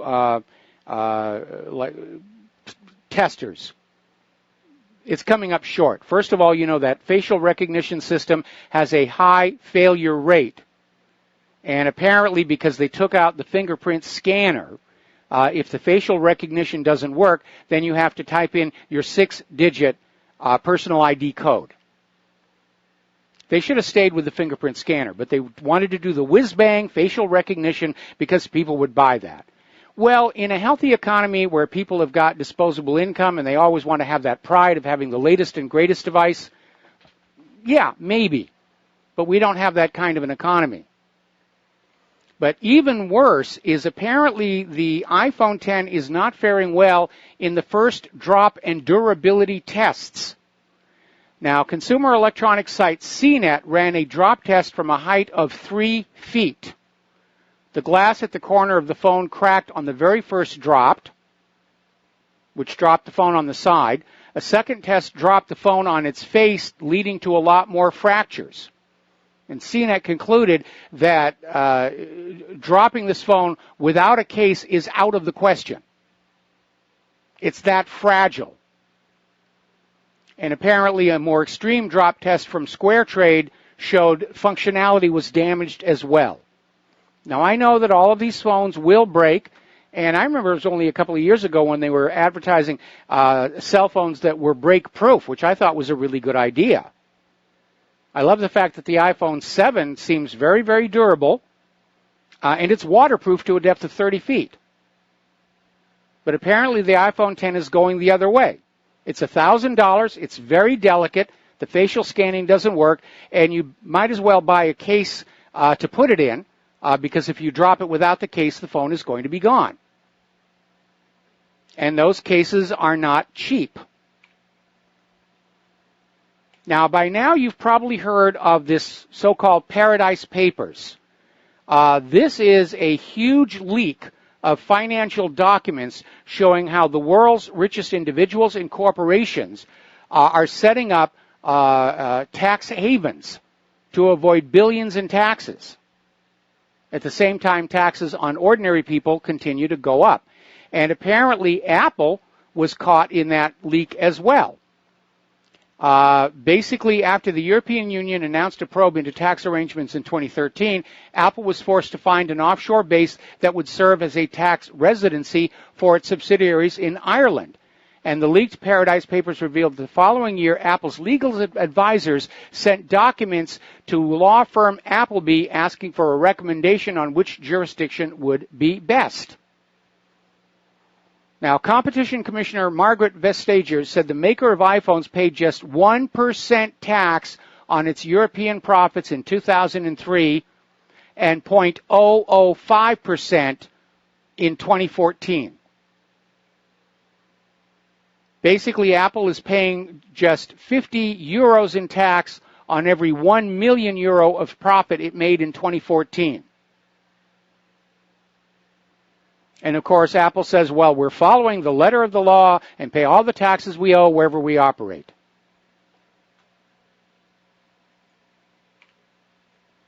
Greed is really starting to rip our world apart. Money junkie fever, apparently it's contagious, and it's starting to contage downward from the pinnacles of Wall Street down to ordinary people. And don't get me wrong, I don't have a problem with money. I'd love to have money. There are just other things in my life that have an equal balance. Like Claire, like trying to stop the wars, trying to make life better for everybody on the planet in a time of peace and prosperity.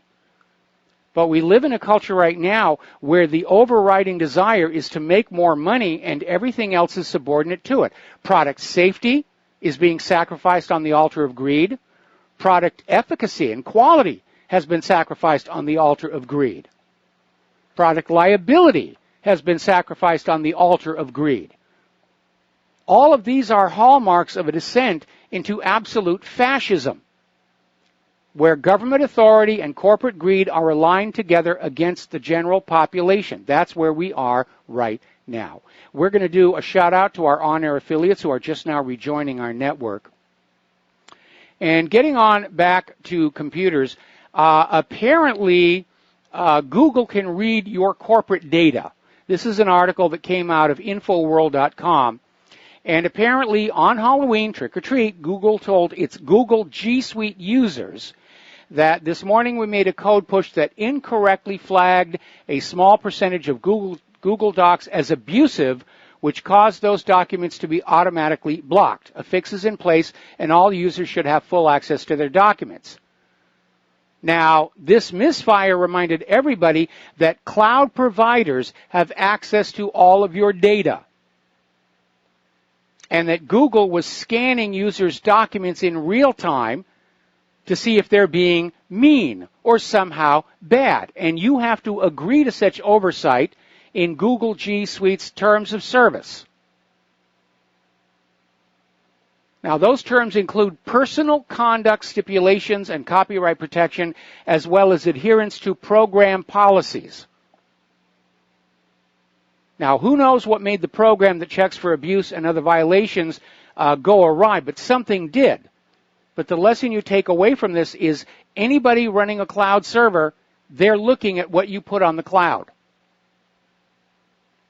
And this idea that you are not allowed to avail yourself of their services unless you agree to certain stipulations on your personal behavior, that is very intrusive. That's none of their business. I'm the customer. They're the provider. The customer is always right, or at least that used to be the conventional wisdom here.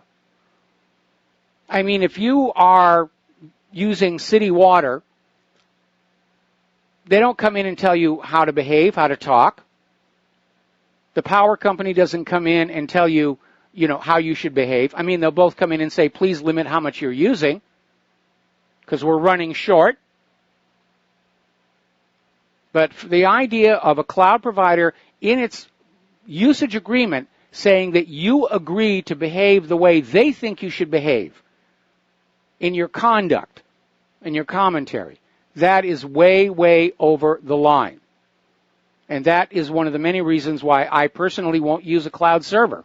In fact, one of the more annoying things about Apple iOS is how much it's using the cloud, and I don't want them to. I'm not using Cloud Drive. I don't want to use Cloud Drive. But still a lot of stuff on the iPhone winds up on the cloud. My personal music library, for example, which includes the music that Claire has written that I've uploaded. And the problem with it being on the cloud is if I'm away from a cell tower or a Wi-Fi port, I can't get my own data. And in this case, it really is our own data.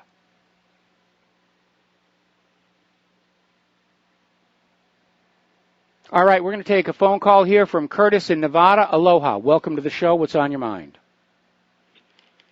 Yeah, Mike, you were saying earlier about why Donna Brazile might have been motivated to, one of the reasons I think that she did it was, you remember back when she was caught giving tips to the DNC before the debates?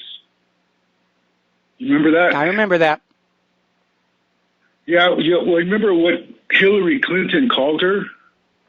I recall that it was very... She called her... Go ahead. Yeah, it was a brain-dead buffalo. Okay, you remember that? I remember that.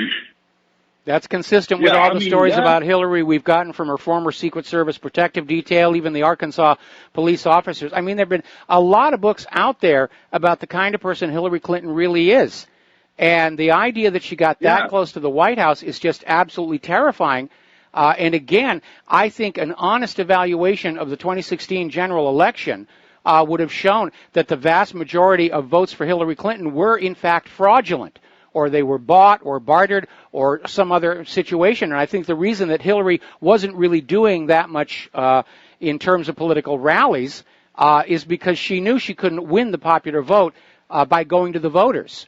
And meanwhile, Donald Trump was filling up these sporting venues. Yeah, sometimes it takes something like that to create a really huge sea change in things. I mean, I really think that was a big motivational factor for, a strong-willed woman like her. She might be a brain-dead buffalo, but she's not, she's certainly her way of getting back at Hillary. Well, they're trying... Go ahead. Yeah, I was going to say, I mean, that might have been a factor. I don't think it was the overriding one. I mean, first of all, I would never use that term to describe Donna Brazile.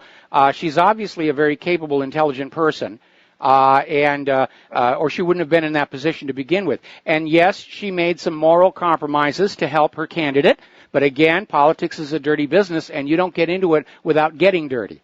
That being said, I think the primary issue here was that Donna Brazile basically inherited a corrupted Democratic National Committee from Debbie Wasserman Schultz, and I think that was probably the breaking point when she got on in there and saw all these Clinton hacks had been installed in the DNC.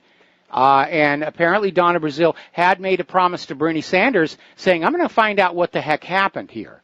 And we all remember the games being played with the superdelegates and all this other nonsense where they literally were trying to go to the Electoral College to get them to vote for Hillary Clinton instead of Donald Trump. It was very obviously just an attempt to steal the White House from beginning to end, and that's now coming on out. And Americans need to look at that and realize there is something fundamentally wrong with our elections and campaign system, and that we probably have not gotten the leaders we really voted for going back for a great many years.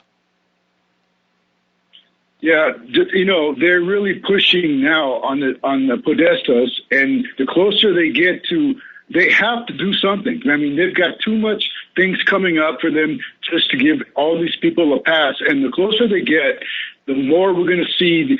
The only thing that the deep state has left is these false flags. Every time they get close to doing something, another one comes on.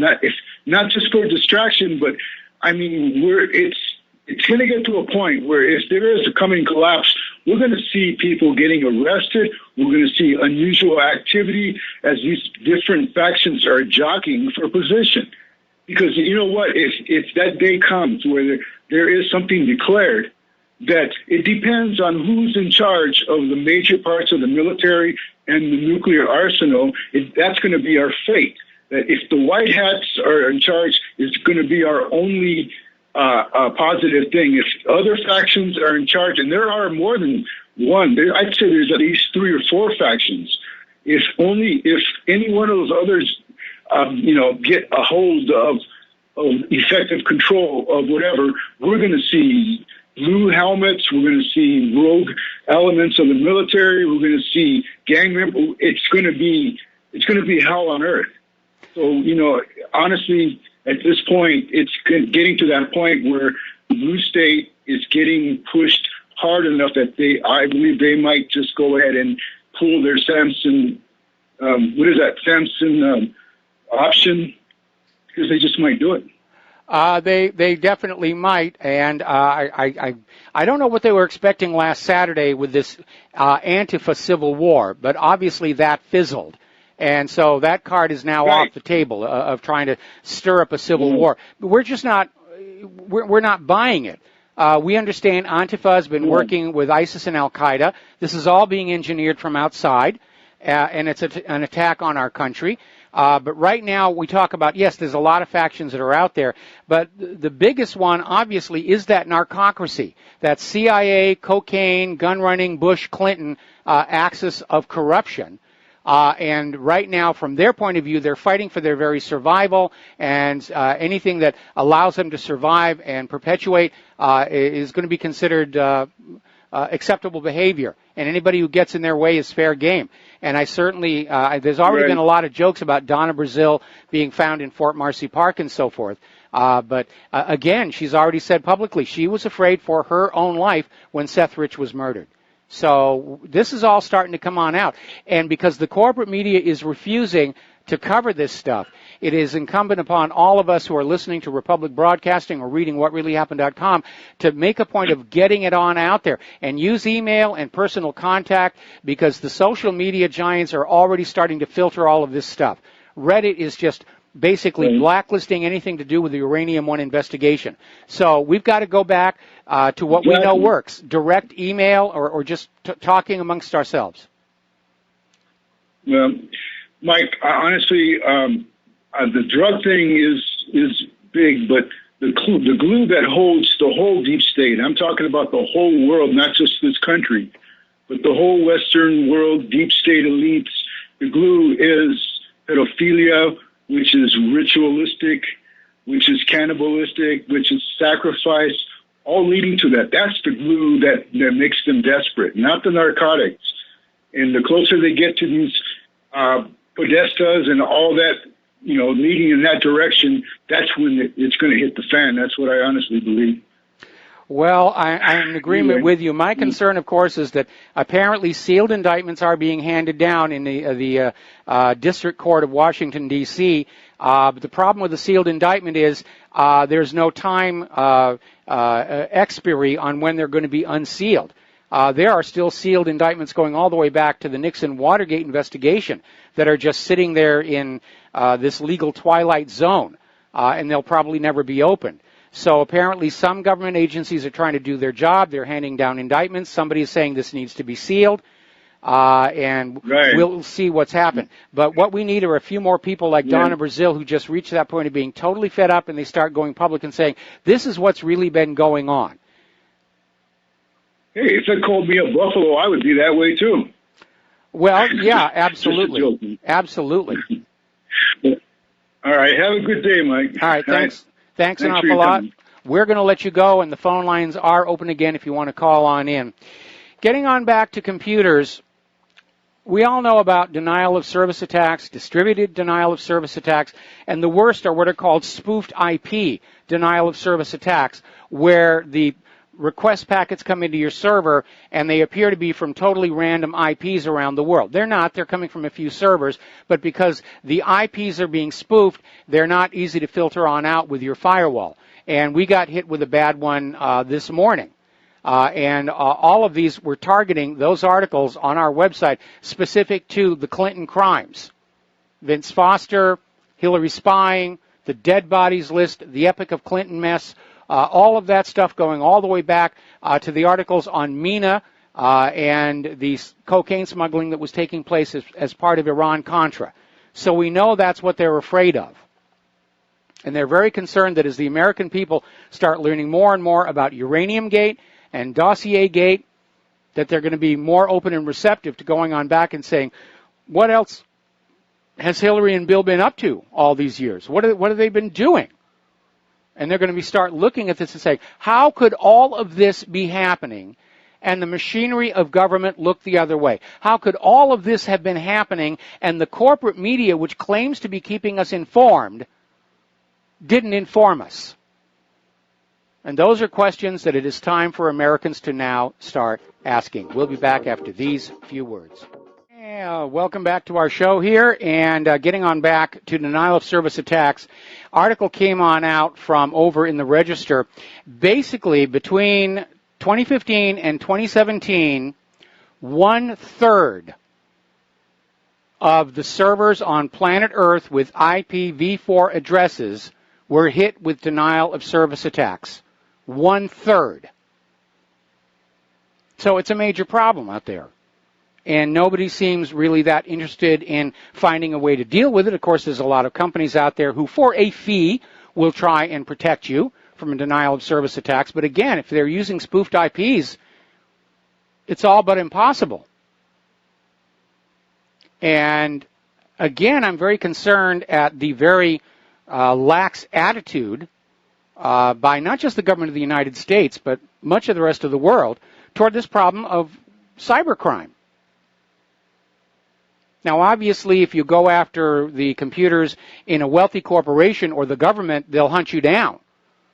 But small businesses and personal end users, it's open season, it seems like. Ransomware is completely out of control. And we're talking about ransomware as a threat to human life because of all the hospitals that have been hit. And here in the United States of America, part of the Obamacare mandate was that all medical records had to be computerized. No more paper records, because goodness, you can't get in and change a paper record when you've, accidentally harmed somebody and erased the evidence of malpractice. But once those records are computerized, they are vulnerable to ransomware. And if a doctor is trying to treat a patient and he can't get the medical record, you're going to have problems here. Now, once again, the Google Play Store has allowed a malicious app to get through their screening. It almost seems like there really isn't much of a screen, but apparently there was another fake version of the WhatsApp messaging app for Android, and it had already been downloaded by more than 1 million users. Now, Google has removed the fake WhatsApp Android app from its official Play Store, but it was spotted by users, not by Google. The users had to go and say, Google, look, this is a fake version.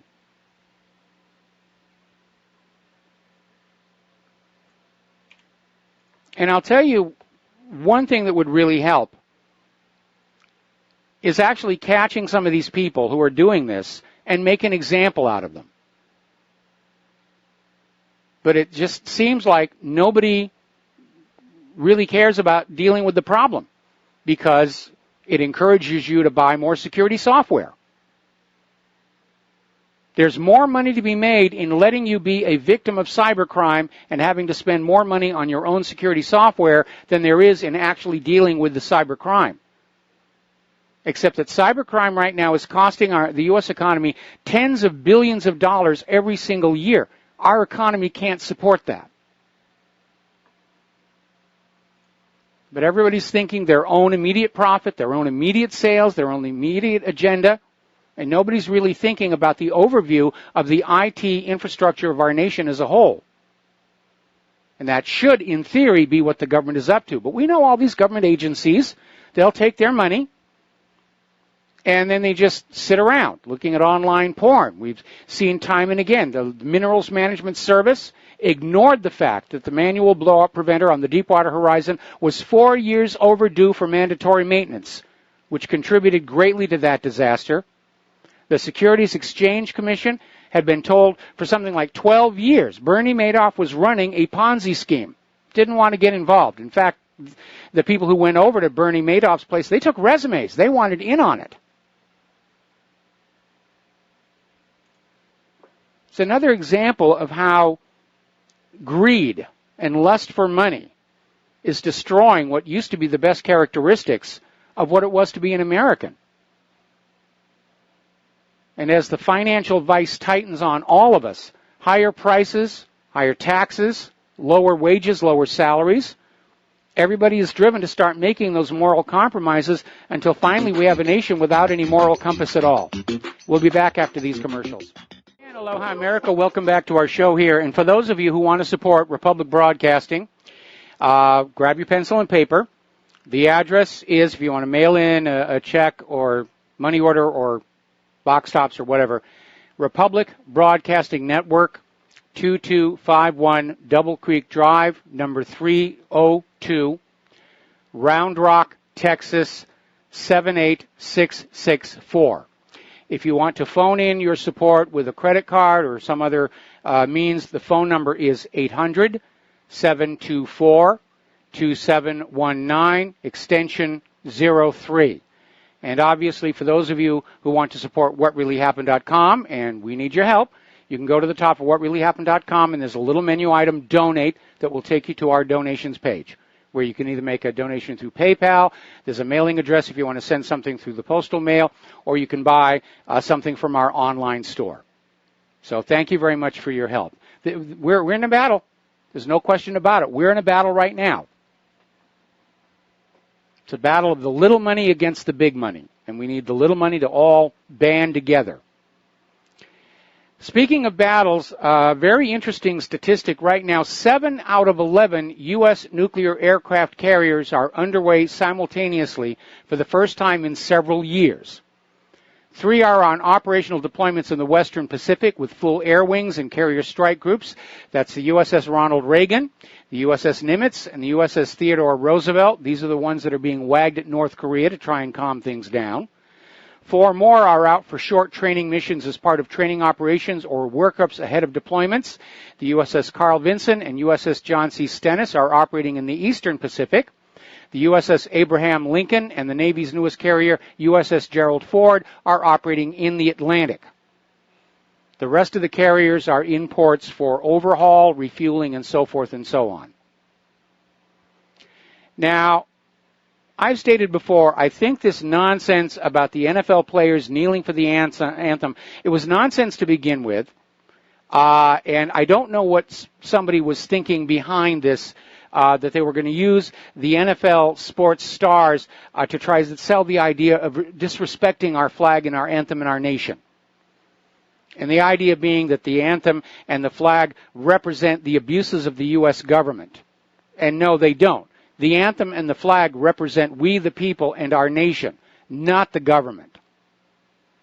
And as critical as I am of our government, I still salute the flag and I stand for the anthem. Because I stand for the American people in the United States of America. But this kneeling thing has continued to cascade forward, and apparently NFL viewership is now down 20%. And the league is looking at a loss of $920 million in telecast profits, which is how the American people can make a point.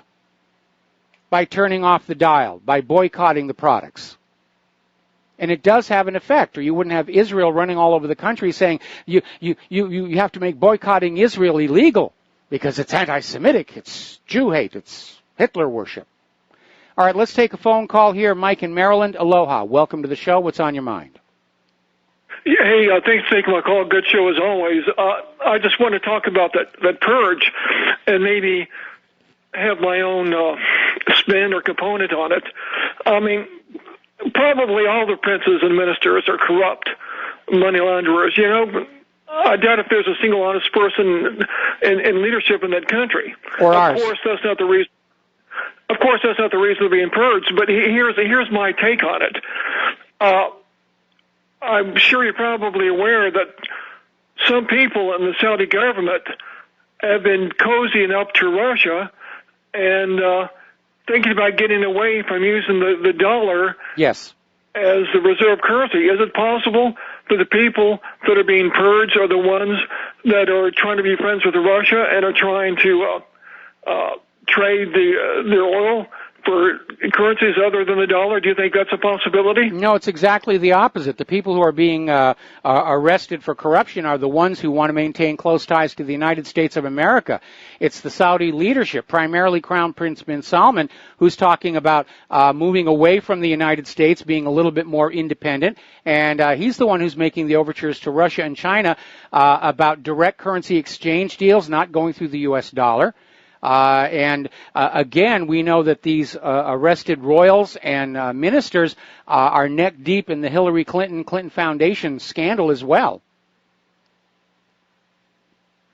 Well, then what do you think the real reason is that they're being purged? Is it simply because of their past ties to Clinton Bush, or is there something else? I think basically that's it. I'm getting a sense that Crown Prince bin Salman, as he gets ready to take over the throne from his father, it basically wants to take Saudi Arabia in a new direction. And right now he's basically getting rid of everybody who would try and stand in his way to make the changes he feels he wants to make to Saudi Arabia. So he wants a clean slate, yeah. Yes. Well, all I have to say is I just wish Trump would fire Mueller and Sessions. They're really beginning to be an embarrassment. They are. They're very. The whole government's an embarrassment. Let's not narrow it down like that. Our entire government is an embarrassment. The corporate media is an embarrassment. They're still going on and on about the Texas shooter. They're absolutely not wanting to go near Uranium Gate or Dossier Gate and now Primary Gate. The scandals are just piling on. How many times can Sessions? Sure. How many times can Sessions recuse himself before you realize that his tenure there is worthless, you know? Well, frankly, my opinion was the instant he recused himself from a legitimate investigation, he should have been fired. He should resign. If he was an honorable man, he would resign. But we're basically in this situation where the entire governmental structure is either being blackmailed or they're simply afraid of going after Hillary because of the damage she could do to the government as a whole by going public on all the drug running, the CIA that was back in Arkansas in the 1980s. She could come on out and say, yeah, the elections were rigged not just last year but before that and before that. And she knows where all the dead bodies are buried and how they got to be dead bodies.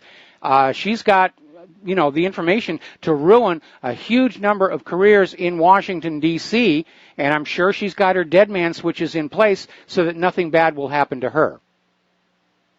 I agree 100%, but I hope, however, forlornly, that there's at least one person of integrity in our government that can somehow do the right thing, but, that can't be compromised, that'll stand up for the law and justice, Well, thanks for taking my call. You got it. I mean, we had all sort of hoped that Donald Trump was going to be that outsider who would come on in and shake things up, but he basically came on in and, again, two issues that I keep raising. I think Donald Trump was as dangerously naive about Washington, D.C. politics as Jimmy Carter was, who was also an outsider who came on in. And I think Donald Trump wanted to be magnanimous in victory, and he allowed a lot of these Obama holdovers to remain in the jobs they were, thinking that now that Trump was the boss and signing the paychecks effectively, they would be loyal to him. That's not the way Washington, D.C. works. And Trump basically set out trying to drain the swamp, and instead he wound up hiring most of those alligators and water moccasins on his staff. And now they've got him completely corralled. I'm sure that they are feeding him information designed to make him do what they want him to do. I think Trump is pretty much effectively cut off from the real world by this point, and they're just using him for their own particular agendas. But you're absolutely right. We are now on our second Attorney General in a row that is protecting Hillary Clinton. We're on our second FBI director in a row who is protecting Hillary Clinton. Again, it's amazing all the stuff that's coming on out where the official world of Washington, D.C. and the corporate media are just looking the other way and whistling as hard as they can. All right, let's go back to the phones here. Sean in New York, aloha. Welcome to the show. What's on your mind? Hi, Michael. I just wanted to call and thank you for all the news and insight you provide. And that's very informative, and I learned a lot from it. Well, thank you very much for those kind words. I hope you'll tell your friends and family and neighbors about Republic Broadcasting and get them to tune in. I do, and I missed your show on Friday, so I hope that you're better now. I'm much better. It was a 24-hour bug, and it was a bad one, but I'm definitely much better today. Okay, so do you know why the Weinstein people that are coming out, they're not like advising, normal people to go to the police when they get abused or anything like that? Because they're not, it's like sending the wrong message, and people are coming, go to the social media instead of going to the police, Well, the Corey Feldman went to the police, and unfortunately they weren't interested in what he had to say because everybody was focused on Michael Jackson at the time. Basically, I don't know what the statute of limitations is for sexual assault, but some of these accusations are actually quite old. And these are people who went along with what was being done to them because to try and do something about it meant the end of their career. And that is something that is very painful to go through. And I know because I went through it back in 1994 when I went public on the Vince Foster case. And, a career in entertainment and show business, that's a lot of work. And the odds are stacked against you. And even to get in and get started, is a long shot. And people don't want to throw that away. They're in love with the fame. They're in love with the adulation. They're in love with the money. They don't want to give that up. And so they'll basically just stay quiet and go along with what's happening around them. And it's a moral compromise. But we see the same thing in the corporate boardrooms or in politics. Apparently, Parliament in Great Britain is now dealing with a huge sexual harassment scandal of their own from all the underlings who were working in Parliament, who were being abused, but they didn't want to say anything because they like being able to say, I work in Parliament. Do you think that we'll see all these people taken down, or will they still remain? Or will a large amount of them still remain up there, and they have a focused amount of people that will go down? Well, there are some of the big people who are already starting to come down. If you're talking about Hollywood, Kevin Spacey has been kicked off of House of Cards. Weinstein is out of his own company, and we'll see what's going to happen. But we need to remember when one of these things gets going, and there's a groundswell of accusations, some of the accusations are going to be legit and well-deserved, but there's always going to be a bunch of people who are going to just hurl an accusation because it's going to get them free publicity. They're going to get their name in print, or they're thinking that if I make a big enough fuss, they'll pay me a bunch of money to shut up. And so we have to look at each of these allegations, as an individual case and not just get caught up in this thing about, they're all doing it. A lot of them are, but not everybody. Not everybody is behaving like this. Like I've said before, my experience working in Hollywood is that you're going to encounter two categories of human beings. You're going to encounter absolute saints who work to be there. They want to be there. They want their productions to be top quality, and they play the thing straight. And then you're going to meet these absolute sharks who are attracted by all the free sex and money and power that Hollywood can offer to the genuine sharks. And yes, we've got the David Begelmans and Harvey Weinsteins on one side, and then on the other side you've got the people like Renee Valente, who was an absolute pro and a straight shooter, and I miss her terribly. Okay? There's a lot of people just hanging around up there. A lot of bad people hanging around there, and it's like they're targeting who they want to go down, and the others will remain up. Well, I don't know how much targeting is going on, but one thing I'm beginning to suspect is that Hillary and her people are encouraging this. They're taking all their liberal Hollywood friends who supported Hillary during the campaign, and now they're throwing them under the bus to try and keep people distracted away from Uranium Gate, Dossier Gate, and Primary Gate. And I'm sure these liberals in Hollywood are going to realize what's happening and understand that loyalty that they showed to Hillary Clinton was a one-way street. None of it's coming back. That can only last for so long since people from both sides are going to go after Hillary. So I don't see how that can last much longer. It does feel like we're nearing a breaking point.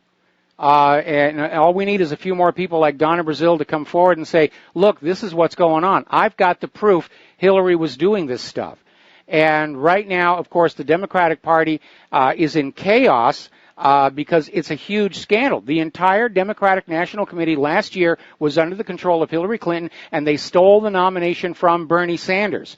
And what Bernie Sanders ought to be doing right now is coming on back and say, I'm going to take over control of the Democratic National Committee, because if you leave it in the hands of these Hillary people, they're going to get trashed in next year's midterm elections. Okay, well, thank you very much. I just called it. Thank you very much for all the news you provide. You've done a great job.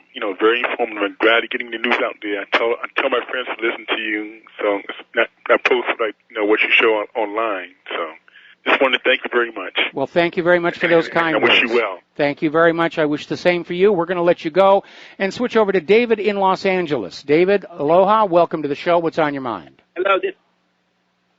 Hey, this is David. Thank you. I just want to let you know, last weekend I was in Los Angeles at the Antifa rally, and I like what you always talk about, Occam's razor, which is a lot of times the most obvious thing is actually true, which is they are, in fact, totally disorganized as a group and incapable of putting forth any type of measured, organized response. It was almost laughable how inept they were, but I will pay tribute not only to the Los Angeles Police Department, but there's a lot of Trump supporters that showed up who were very cogently communicating through a bullhorn across the street, and I was standing over on the Antifa side because I had a photographer from Europe who wanted to take some pictures. And anyway, it was just an example that it's not that hard to just stand up to these people, and when they are stood up to, they tend to melt away. And it was all kind of in good humor, and then unfortunately the events at the church and other things happened as a result. But I just want to let you know that I think America is safe, and you're doing a wonderful job, and thank you, Mike. Every day we listen to you. Well, thank you very much for the kind words. And, yeah, it does feel like we're on the cusp of some dramatic upheavals within our political system.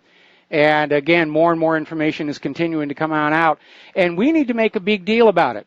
If we here in the independent media and you out there on the Internet make a big deal about Uranium Gate, Dossier Gate, and Primary Gate, eventually the corporate media will have to cave and deal with this.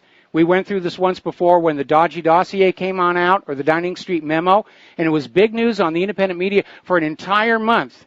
And then finally the corporate media had to start covering it because everyone was calling up and saying, this is big news, why aren't you covering it? So we have to keep up the pressure. And that means that you take all these stories about what's coming on out on all of these scandals, and just one of these scandals is the equivalent of a new Watergate. And now we've got 3 of them piled up against Hillary Clinton. And you need to push it out there. And it will get heard. We'll be back after these few words. And aloha, America. Welcome back to our show. Last segment of our program on this Monday here.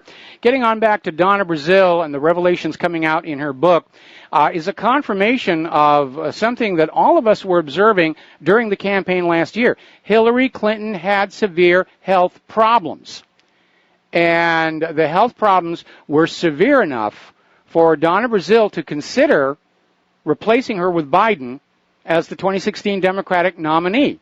And it wasn't just Donna Brazile. It was others in the DNC were looking at Hillary's nonstop coughing fits and ill health, and that she was really, really sick, and that after she had that fainting spell at the 9/11 observance, they were talking about seriously, she doesn't have the stamina for doing that. Now, of course, Hillary's people are out there saying that, well, Donna Brazile she's just promoting Russian propaganda. It was only Russian propaganda that Hillary was ill. She was perfectly healthy the whole time along. No, she wasn't. Everybody could see it, how ill she looked. The special lens in her glasses, because her eyes can't focus normally. She's a seriously ill lady. And Donna Brazile has just confirmed what everybody was observing for themselves. Now then, do you remember in early October, there was this ambush by Daesh in Nigeria where U.S. Special Forces were killed. And the official story was the troops were on a simple, low-risk reconnaissance mission when they were ambushed and killed. Well, a Nigerian soldier who survived the ambush has told the Washington Post that the U.S. Special Forces were actually taking part in a search and destroy operation.